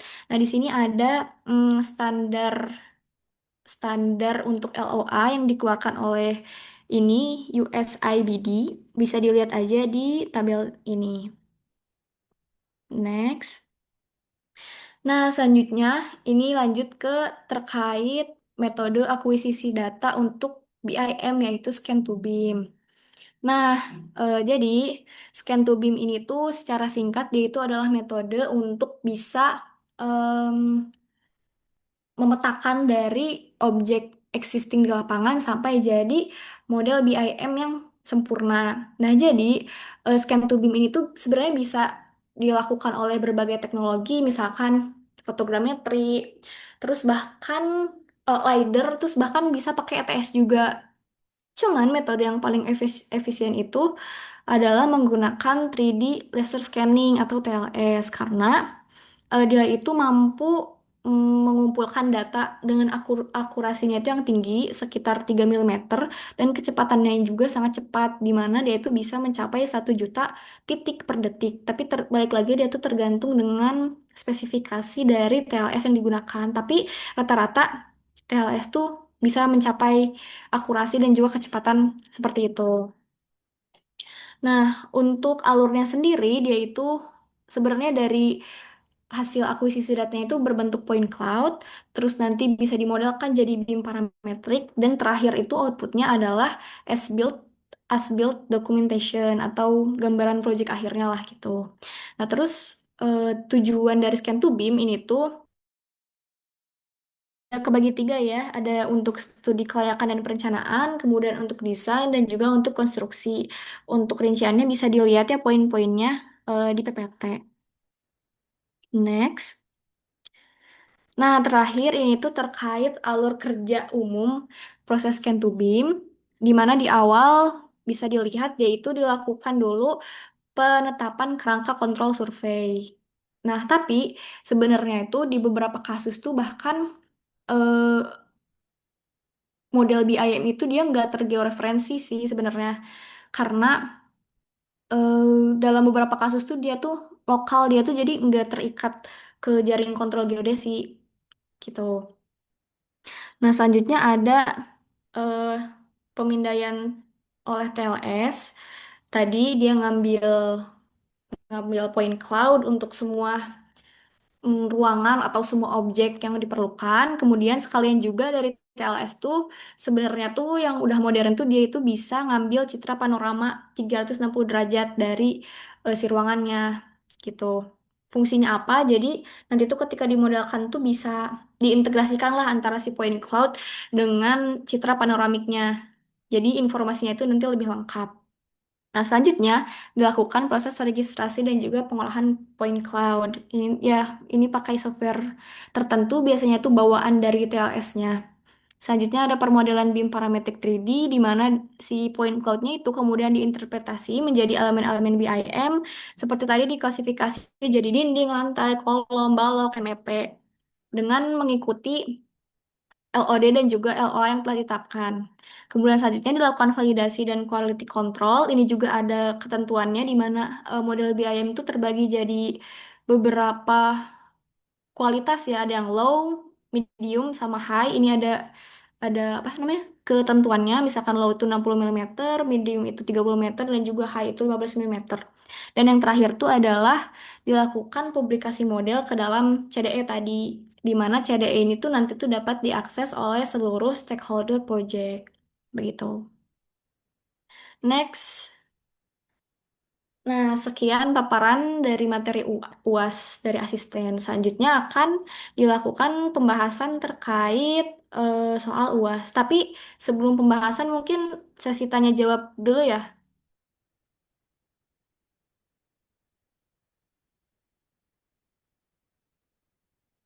Adakah yang mau bertanya terkait materi UAS?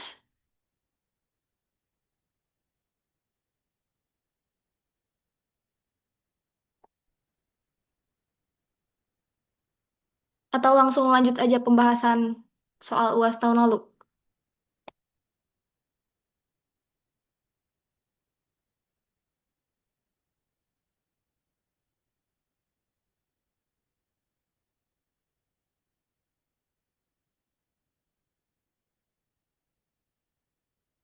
Ya sudah, asisten kembalikan ke moderator dulu ya.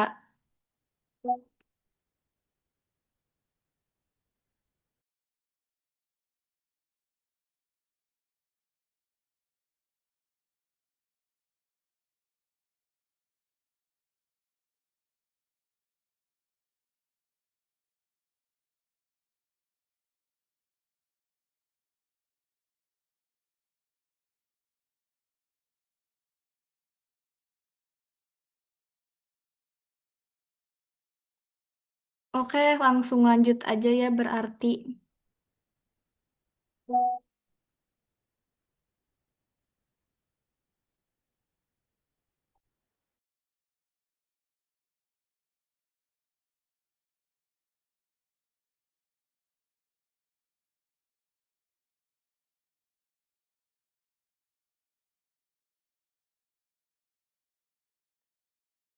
Oke, kita bahas soal OAS tahun lalu ya. Oke, ini ada banyaknya guys. Ada empat, ada 39 halaman. Jadi asisten bakal bahasnya singkat aja ya. Oke, yang nomor satu, soalnya dalam proses desain konstruksi bangunan memerlukan data atau informasi jenis objek di bawah tanah dan spasial objek, kedalamannya dan sebarannya. Informasi di bawah permukaan tanah tersebut meliputi objek alam maupun buatan manusia. Pertanyaannya, jelaskan dengan pendekatan sifat dan karakter gelombang bahwa data spasial objek di bawah tanah dapat diukur kedalamannya.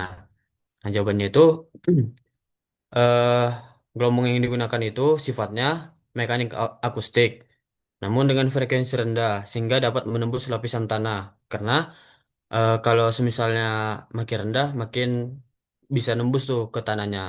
Kemudian gelombang yang dipancarkan akan terpantul kembali oleh objek yang dideteksi. Nah, objek-objek ini memiliki sifat fisik yang berbeda sehingga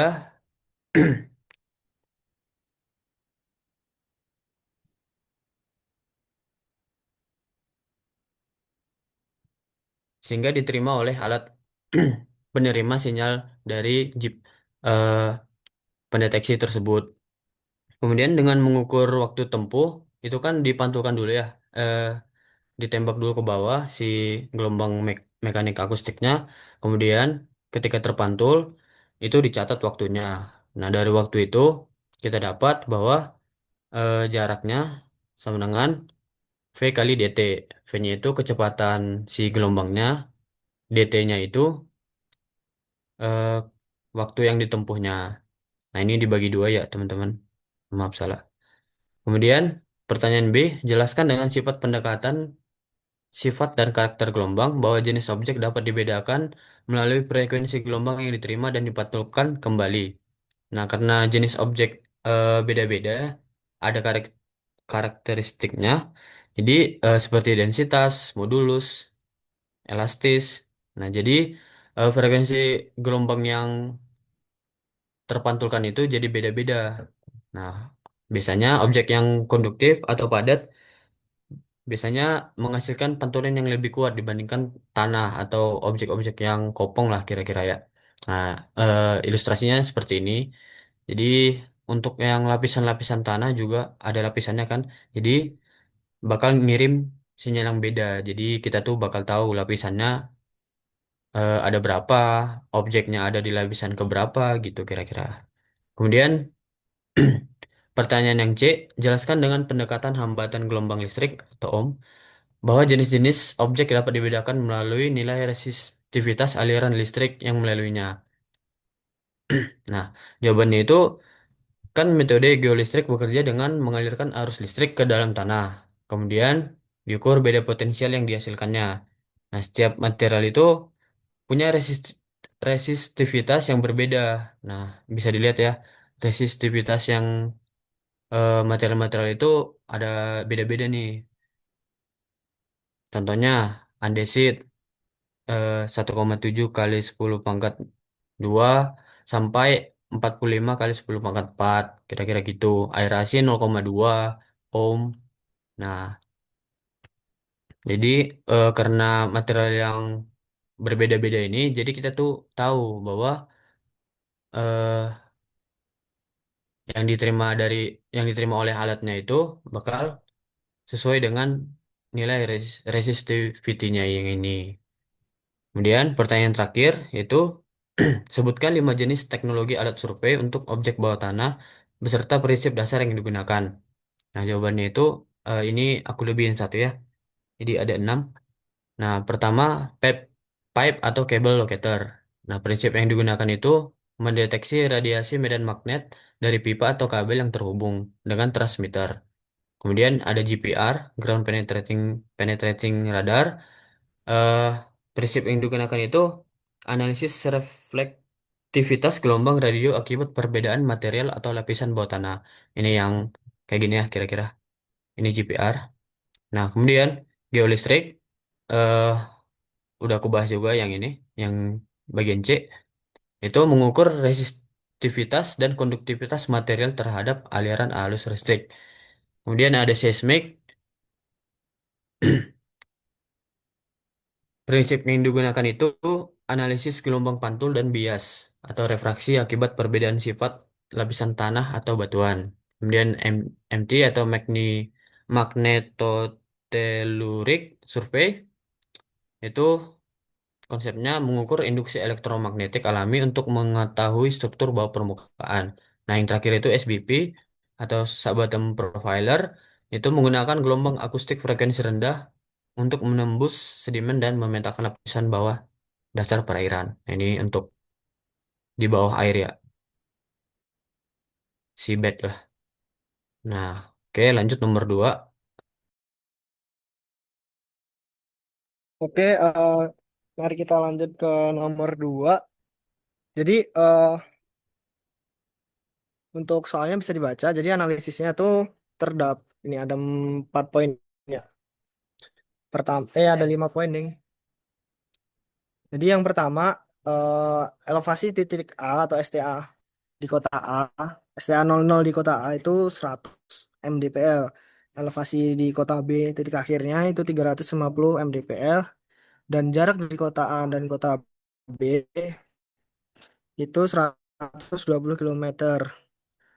Untuk orientasi ruas ruas dominan ruas jalannya itu dari utara rencana itu di STA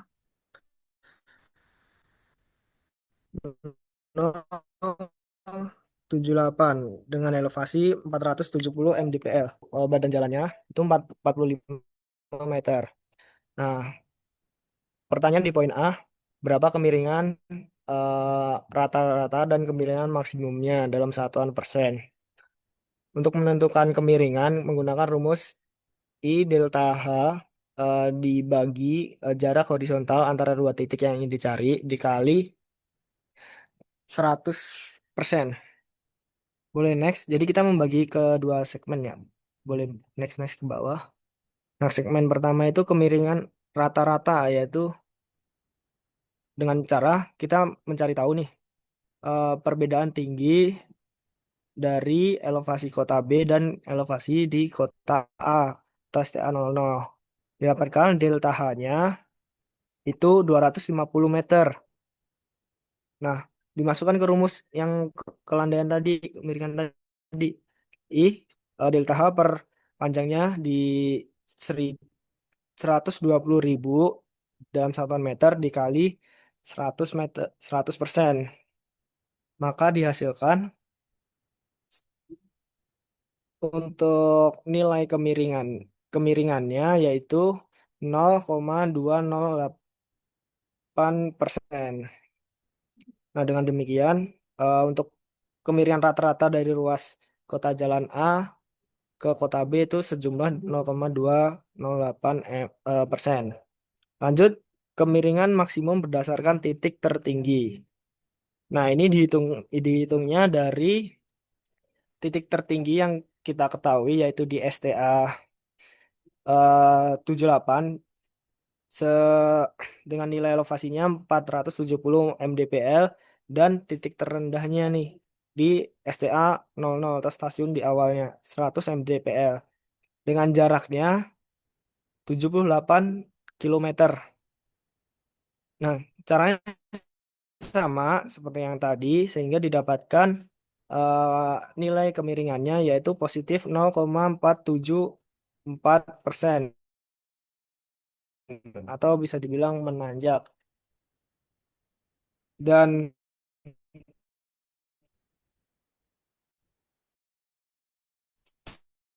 kita juga meninjau dari STA 078 dan ke kota B-nya kan itu jaraknya 78 meter. Sebenarnya nilai 78 tuh adalah jumlah ininya sih dalam satuan kilometernya sih. Nah, selanjutnya untuk STA 078 ke kota B itu dengan jarak 42.000 didapatkan nilai kelandaiannya minus 0,286% atau bisa dibilang kondisinya menurun dari STA tersebut ke kota B-nya. Nah, rekapitulasinya yaitu kota A ke kota B, elevasi awal, elevasi akhir, kemiringannya bisa dibaca sendiri. Nah, berdasarkan data elevasi yang tersedia, kemiringan maksimum diperoleh adalah 0,474% terjadi pada segmen STA 0 sampai STA 78. Nilai ini masih sangat jauh di bawah batas kemiringan maksimum yang diizinkan pada jalan arteri primer, yaitu 5% sampai 8% berdasarkan RSNI 2004 tentang geometri jalan perkotaan. Boleh lanjut kita ke soal yang B, yaitu mengenai sebutkan jenis data spasial apa saja yang mungkin diperlukan dalam rangka perbaikan jalan dan sebutkan saja fungsinya.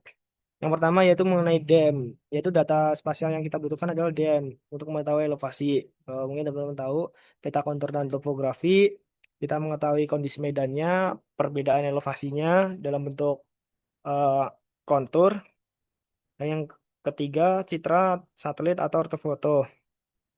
Nah, ini untuk mengetahui gambaran secara luas, tidak hanya tinggi elevasi tapi bentuk permukaannya seperti kondisi permukiman, vegetasi, sungai, bangunan dan jalan lama ya. Boleh next. Nah, selanjutnya ada peta penggunaan lahan. Nah, apakah kondisi lahan di area yang akan kita memperbaikinya tersebut tuh ada perubahan penggunaan lahannya atau bagaimana? Kita bisa menggunakan data dari peta penggunaan lahan, kemudian peta bidang tanah persil itu untuk mengetahui tanah bidang tanah yang terkena rencana pembangunan serta menentukan kebutuhan pembebasan lahan. Yang keenam, ada peta jaringan jalan existing. Ini untuk mengetahui hubungan jalan rencana dan jaringan jalan yang telah ada, serta menentukan koneksi ruas jalan. Nah, hidrologi drainase, eh, ketika membangun jalan, pastikan juga drainasenya juga harus tetap berjalan, tidak mengubah struktur dari drainasenya. Nah, untuk peta geologi dan jenis tanah ini berfungsinya untuk kita mengetahui nih kondisi tanah tersebut seperti apa, jenis tanahnya seperti apa, karena jenis tanah berpengaruh terhadap kestabilan dari lahan tersebut. Yang terakhir peta rawan bencana. Boleh next. Dan yang ke-10 peta batas administrasi untuk keperluan perizinan dan administrasi lainnya terkait survei apapun ataupun pembangunan yang akan kita lakukan. Dan data yang ke-11 yaitu data titik kontrol geodesi atau GNSS sebagai acuan. Dan yang terakhir peta utilitas seperti yang sudah dijelaskan pada materi sebelumnya tadi. Nah, untuk yang poin C sebutkan apa saja bagian jalan dan gambarkan skitsanya. Untuk bagian jalan itu yang pertama ada ruas jalan, itu meliputi ruang manfaat jalan, kemudian ruang milik jalan, lanjut, dan yang terakhir ruang pengawasan jalan atau ruasja. Selengkapnya bisa dibaca. Kemudian ada elemen fisik jalan terkait jalur lalu lintas, lajur lalu lintas. Bedakan jalur dan lajur ya teman-teman. Kemudian bahu jalan, median jalan, trotoar, saluran drainase, lereng atau talud itu di perbatasan antara drainase dan jalan. Kemudian perkerasan jalan, jalan mana yang diaspal. Kemudian marka dan rambu jalan. Ini terkait kondisi di jalan yang akan kita bangun di persimpangan kah atau apakah, tergantung perencanaan. Yang ketiga, sketsa potongan melintang jalan. Nah, semisal kita ngambil contohnya untuk ROW sebesar 45 meter. Nah, dapat dilihat teman-teman untuk pembagiannya. Di sini terdapat lajur ganda di setiap jalurnya. Untuk lebar tiap jalurnya itu ada 3,5 meter, dan untuk lebar antara bahu kiri untuk lebar bahu jalannya itu ada 2,5 dan trotoarnya 2,5. Di dalam di pada bagian bahu kanan maupun kiri terdapat talut ataupun dan drainase sebagai aliran airnya. Nah, lanjut kita bahas ke poin D. Jika lebar ROW yang diperlukan 45 meter, berapa luas lahan minimum yang harus dibebaskan pada pembangunan jalan ini? Nah, misal kasusnya sama di kota A sampai kota B tadi, diketahui panjang ruas jalannya itu 120.000 meter dengan lebar ROW-nya 45 meter. Dengan rumus eh, luas lahan dikalikan panjang jalan kali lebar jalan didapatkan luas lahannya sebesar 5.400.000 meter persegi. Nah, selanjutnya dari hasil tersebut satuannya dikonversi ke hektar. Sehingga untuk dalam satuan hektarnya 540 hektar dan dalam satuan kilometer perseginya 5,4 kilometer persegi. Jadi luas minimum yang harus dibebaskan itu sejumlah 540 hektar atau sama dengan 5,4 kilometer persegi. Nah, boleh next. Nah, yang poin E, nah ini terakhir ya. Ketinggian di STA eh, 40 adalah 150 mdpl. Ketinggian di STA 40 250 adalah 160 mdpl. Namun kontur topografinya antar kedua titik tersebut dipisahkan oleh bukit kecil dengan puncak tertinggi di STA 40 kilometer 170 setinggi 210 mdpl. Berikan saran bagaimana desain tersebut sehingga kemudian tidak lebih dari 4%. Anggap ketinggian di STA 40 atau di awalnya tetap. Nah, boleh next. Ini data yang diketahui itu eh, elevasi di STA 40 awal, kilometer awal 00 itu 150 mdpl. Kemudian di kilometer 25 ini 250 itu di 160 mdpl, dan puncaknya itu jaraknya itu dari STA 00 sampai STA 4250 itu 250 meter. Ada bukit kecil, posisi puncaknya itu di STA 040 plus 170. Untuk elevasinya di 210 mdpl pada puncak bukitnya. Kemiringan yang diinginkan diizinkan tuh 4%. Jadi terus kita lanjut ke yang kedua terkait pemeriksaan kemiringan dengan rumus yang kita tahu tadi I, kita tahu perbedaan tinggi antara STA 250 dan STA 40 maka didapatkan eh, kemiringannya 4%, tetap sama dengan batas maksimum yang diizinkan. Nah, untuk step selanjutnya, pemeriksaan kemiringan apabila mengikuti topografi existing bukit. Nah, ini dibagi menjadi eh, beberapa segmen. Untuk segmen pertama dari STA 4000 ke STA 40170, yaitu di titik naik menuju puncak bukit. Untuk perbedaan tingginya di 60 meter, panjangnya di 170 meter, sehingga didapatkan kemiringannya 35,29%. Ini jauh melebihi batas maksimum yang kita tetapkan, yaitu di 4%. Dan kita tinjau nih dari STA 40170 ke STA 40250, turun dari puncak bukit ke bawah bukit dengan nilai kemiringannya minus 62,5%. Jauh ya dari nilai batas maksimumnya, yaitu 4% tadi. Nah, kemudian bagaimana untuk penentuan elevasi desain pada STA 040 plus 170 agar kemiringannya tetap atau tidak melebihi 4%. Nah, dapat dihitung dengan rumus HX, itu elevasi desain jarak X dari titik awal sama dengan elevasi awal ditambah kemiringan desain dikalikan jarak dari titik awal ke titik yang ditinjau.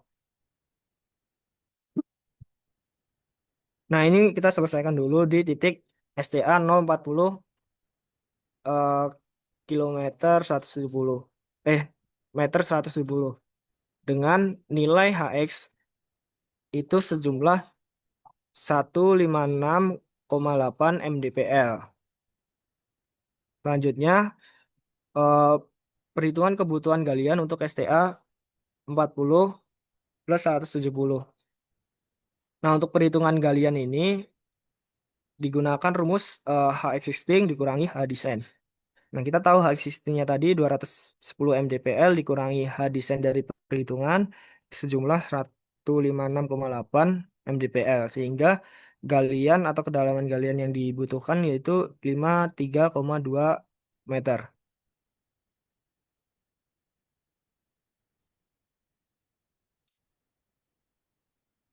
Boleh next di. Nah, untuk galian tersebut kan itu cukup besar ya. Jadi teman-teman harus meninjau dari segi keamanannya. Lanjut ke step keenam, yaitu verifikasi. Jarak minimum yang dibutuhkan agar kemiringan tetap di kurang dari 4%. Bagi verifikasi, eh, kita menggunakan rumus L min perbedaan tinggi dibagi kemiringan. Kita tinjau dari STA 40.000 di awal ke puncak bukit dengan perbedaan tinggi 60 dibagi 0,04 atau 4% sama dengan 1.500 meter. Nah, jarak aktual yang tersedia hanya 170 meter, tidak memungkinkan kan teman-teman.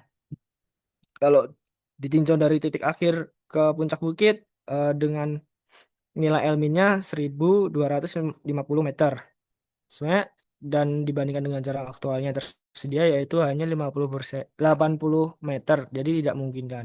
Verifikasi ini membuktikan jalan benar-benar tidak dapat mengikuti permukaan bukit existing dengan kemiringan 4%, kurang dari 4%. Diperlukan jarak horizontal minimal 150 untuk segmen naik dan 1.250 untuk segmen turun, sedangkan jarak yang tersedia jauh lebih pendek. Nah, ini untuk rekapitulasi dari hasil perhitungan yang kita lakukan tadi dan step 8 yaitu sketsa profil memanjang kondisi existing. Boleh next, scroll, scroll, scroll, scroll.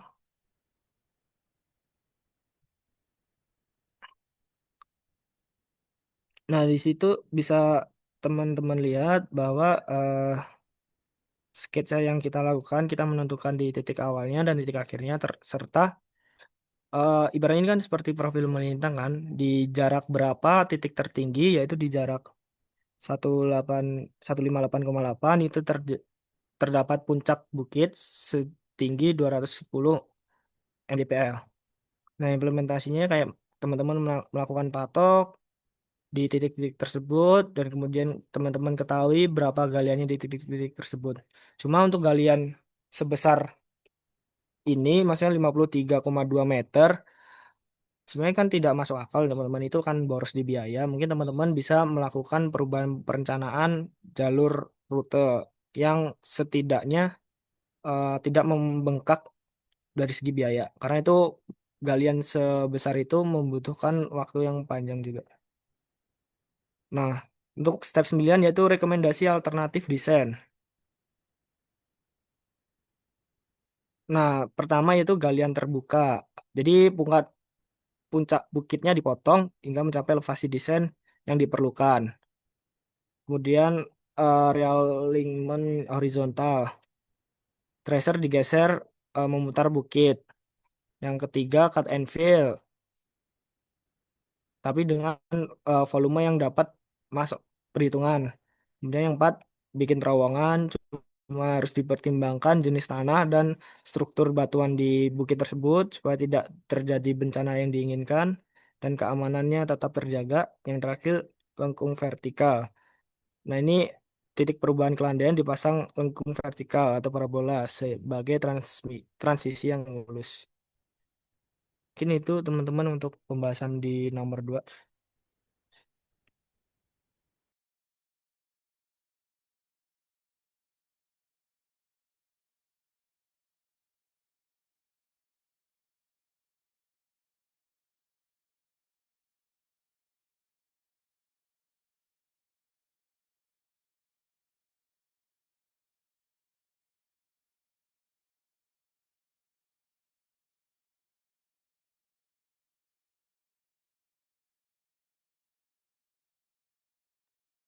Oke, yang nomor 3 ini sepertinya nggak dijelasin karena nggak masuk juga ya di UAS, jadi kita skip aja ya teman-teman.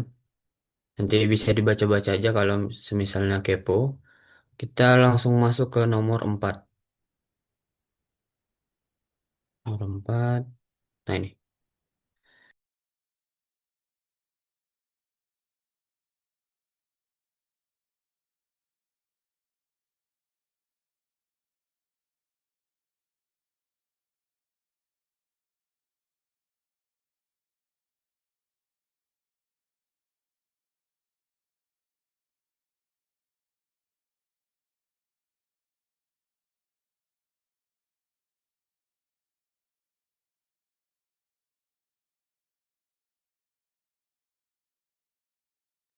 Oke, aku bahas ya. Jadi nomor 4 tuh ada 3 soal. Nah ini langsung aja ke jawabannya ya. Jadi nomor 1 ada 4 faktor BIM, yaitu BIM, yaitu visualization, communication, understanding, dan collaboration. Nah, visualization ini model 3 dimensi dalam BIM memungkinkan seluruh tim proyek yang meliputi berbagai pihak berbeda seperti arsitek, insinyur, kontraktor, hingga owner dapat melihat representasi digital proyek secara nyata sebelum konstruksi dimulai. Jadi ini desainnya ya. Kemudian communication, BM jadi platform komunikasi terpadu. Selanjutnya understanding. Nah, BIM di sini perannya mampu meningkatkan serta menyamakan pemahaman kolektif seluruh pemangku kepentingan tentang proyek secara menyeluruh, bukan hanya terkait bidang masing-masing. Jadi semua pihak yang bekerja di sini eh, disamain lah pemahamannya oleh si BIM yang ini. Kemudian ada collaboration. Jadi bukan hanya sekedar perangkat lunak, namun eh, proses kolaboratif yang memungkinkan banyak teknologi yang termasuk. Kemudian jawaban nomor 2 itu jawabannya komponen geospasial dalam BIM untuk manajemen utilitas. Nah, BIM tidak hanya terbatas pada bangunan seperti gedung, namun juga eh, utilitas lainnya seperti jembatan, jalan raya, dan perkereta apian. Nah, ini dibaca aja ya teman-teman. Ini oleh karena itu, data geospasial memiliki peran penting dalam mendukung pengolahan utilitas perkotaan secara terintegrasi. Itu sebagai penyedia sistem referensi koordinat, penyedia informasi spasial pada skala perkotaan, pengolahan informasi spasial utilitas bawah tanah, integrasi dalam Common Data Environment atau CDA, kemudian mendukung BIM 7 Dimension untuk pengolahan dan pemeliharaan aset. Nah, ini yang terakhir ya. Oke, lanjut aja langsung ke nomor 3. Jawabannya, jadi ada 4 LOD, lim, 5 level LOD dari 0 sampai 4. Nah, ini LOD ini menggambarkan tingkat detail, keperluan di konstruksi dan desain. Nah, bedanya itu setiap level itu menunjukkan seberapa banyak informasi grafis dan non-grafis yang disematkan. Nah, ini ya. eh, Level of information menggambarkan tingkat spesifikasi atau data dalam model. LOI merujuk pada jumlah dan keandalan informasi non-grafis yang ditambahkan ke dalam model BIM pada setiap tahapan proyek.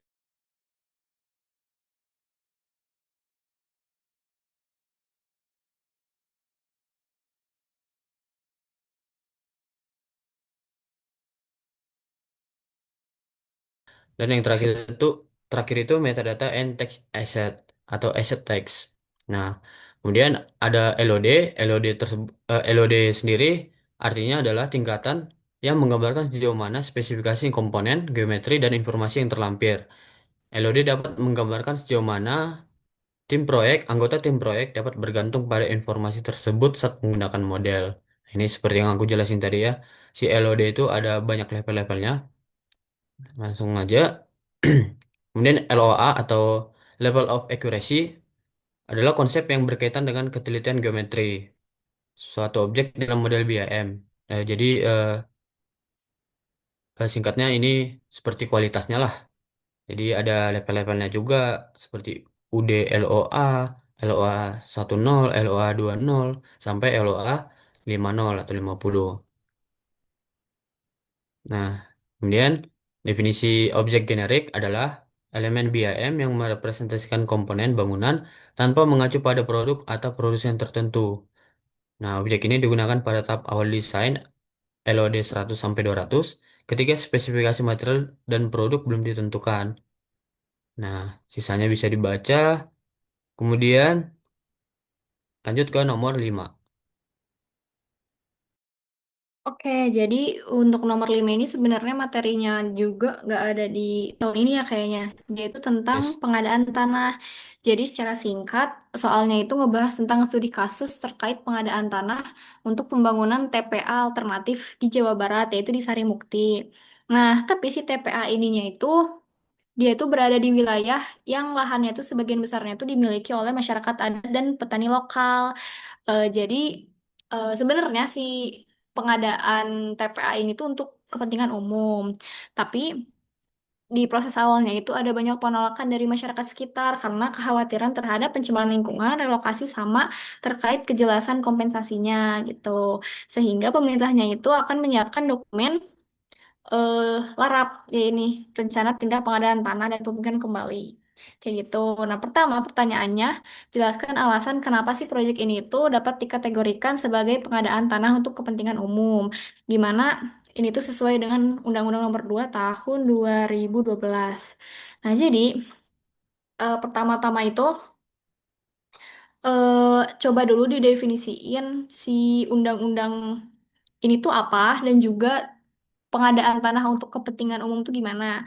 Nah, jadi yang pertama itu terkait tujuan pengadaan tanah ini bisa dilihat. Jadi dia itu kalau untuk kepentingan umum dia itu diperkuat oleh adanya kepentingan seluruh lapisan masyarakat, terus juga dilakukan dan dimiliki oleh pemerintah sampai dia itu tidak digunakan untuk mencari keuntungan, terus ada dokumen yang ditetapkan secara resmi lah, misalkan RT RW, sampai rencana pembangunan nasional dan daerah.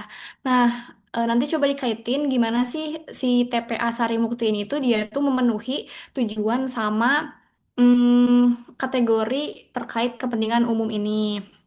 Nah, terus dijelasin juga terkait hubungannya sama UU nomor 2 tahun 2012, yaitu terkait tahap pengadaan tanah, hak dan kewajiban pihak terkait, sampai gimana sih bentuk ganti rugi atau kompensasinya. Nah, jadi bisa disimpulin nih dari semuanya bahwa si proyek pembangunan TPA alternatif ini tuh memenuhi salah satu kriteria tanah bagi pembangunan untuk keperluan umum pada undang-undang tersebut, yaitu sebagai tempat pembuangan dan juga pengelolaan sampah. Nah, selanjutnya poin B, disuruh jelasin elemen penting apa aja yang perlu ada di dokumen perencanaan pengadaan tanah. Dan juga jelaskan gimana fungsi masing-masing elemennya itu dalam menjamin transparansi dan juga perlindungan bagi masyarakat terdampak. Nah, jadi sesuai dengan UU Pengadaan Tanah Pasal 15 Ayat 1, ini tuh di state bahwa seminimalnya itu dokumen pada perencanaan pengadaan tanah itu harus memuat yang pertama ada maksud tujuan, kemudian kesesuaian dengan RT RW, kemudian terkait letak tanah, kemudian luas yang dibutuhkan, gambaran umum status tanah, perkiraan waktu pelaksanaan dan juga jangka waktu pelaksanaan sampai rencana penganggaran. Nah, ini juga di sini kami udah rangkum dalam tabelnya gimana fungsi-fungsi untuk masing-masing elemennya. Nah, selanjutnya yang C yaitu terkait gimana sih si Larap ini tuh bisa diterapkan untuk dapat meminimalkan konflik pada proyek yang tadi adanya penolakan dari masyarakat karena kekhawatiran akan pencemaran lingkungan sampai kejelasan terkait kompensasinya lah gitu. Terus disuruh juga sebutin 3 strategi minimal atau pendekatan dalam Larap yang sekiranya dapat diterapkan untuk dapat melindungi hak-hak masyarakat terdampak. Nah, jadi Larap ini tuh dijelasin dulu bahwa dia itu adalah dokumen rencana yang disusun untuk mengidentifikasi, mengelola, sampai memitigasi adanya dampak sosial dan ekonomi yang dapat timbul akibat pengadaan tanah dan juga pemindahan penduduk. Nah, si Larap ini tuh akan sangat krusial untuk diterapkan pada kasus ini. Karena tadi kan ada 3 kondisi yang sekiranya itu dapat jadi potensi konflik, di mana tadi sebagian lahannya itu kan dia dimiliki oleh masyarakat adat. Terus yang kedua, eh, si lahannya juga dia itu beberapa itu dimiliki oleh kelompok petani lokal di mana petani lokal itu kan dia menggantungkan mata pencaharian sama pemasukan di hidupnya lah terhadap lahan tersebut. Dan yang terakhir tadi masyarakatnya itu menolak karena ada kekhawatiran pencemaran dan lokasi sama terkait kejelasan kompensasi. Nah, tanpa harap ini ketiga kondisi tersebut itu bisa rawan berkembang menjadi suatu konflik sosial yang berkepanjangan di mana eh, ada kasusnya itu di eh, pembangunan bendungan lupa di sebelah mana tapi dia itu awalnya tuh konfliknya tuh potensinya tuh kayak gini.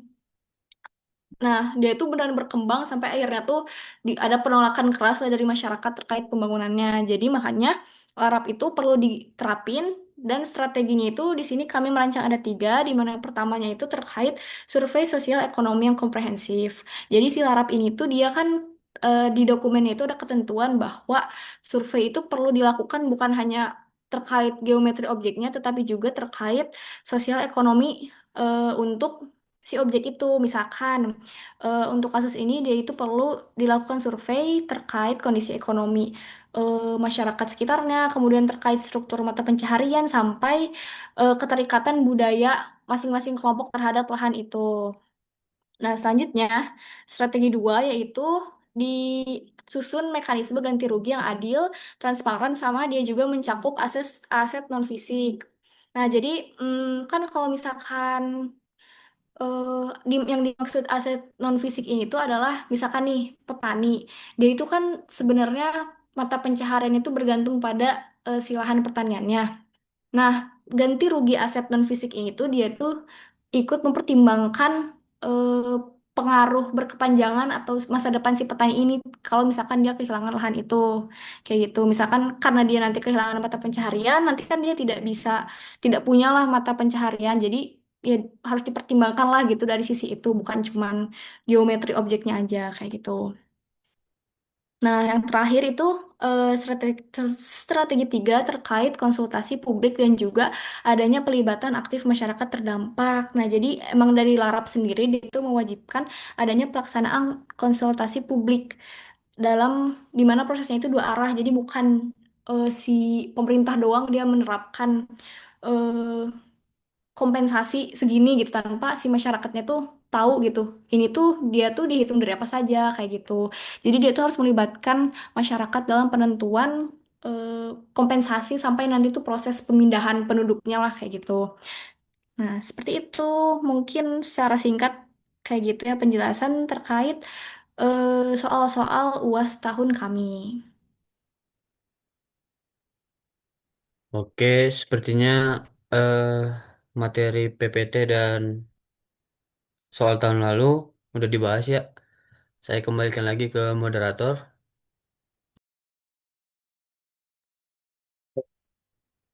Terima kasih kepada asisten organisasi yang sudah memberikan materi dari ITS di UAS serta eh, serta pembahasan soal UAS tahun kemarin. Sebelumnya bagi teman-teman, apakah ada pertanyaan? Aku sambil ngechat Wido ya.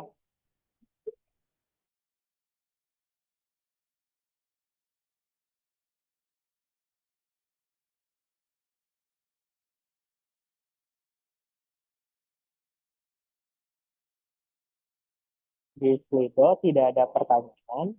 Eh, Mungkin sambil sambil nunggu pertanyaan, kita bisa melakukan sesi dokumentasi dan sampai sesi dokumentasi berakhir. Kalau tidak ada pertanyaan, maka meet ini bisa diselesaikan. Mungkin teman-teman yang bisa untuk on kamera boleh on kamera terlebih dahulu, atau kakak asisten yang ingin.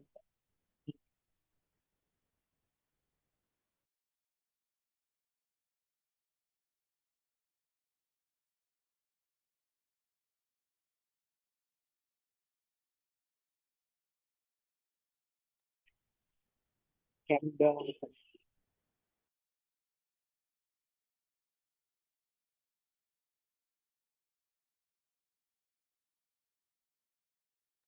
Oke, mungkin langsung aku dokumentasiin aja ya karena perlu jadi. Oke, satu, dua, tiga.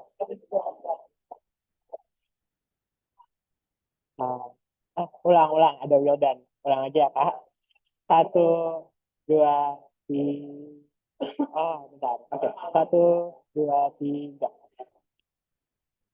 Oke, sudah terdokumentasikan. Untuk record beserta PPT dari asisten akan diupload maksimal hari ini. Dan jika tidak ada pertanyaan, terima kasih untuk kakak asisten yang udah memberi materi dan terima kasih buat teman-teman yang udah hadir. Aku selaku moderator, minta maaf kalau ada kesalahan. Oke teman-teman, terima kasih banyak.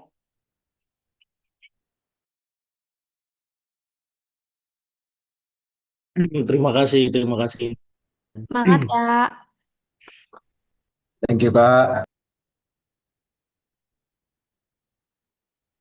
Sukses juga ya kakak-kakak semhasnya.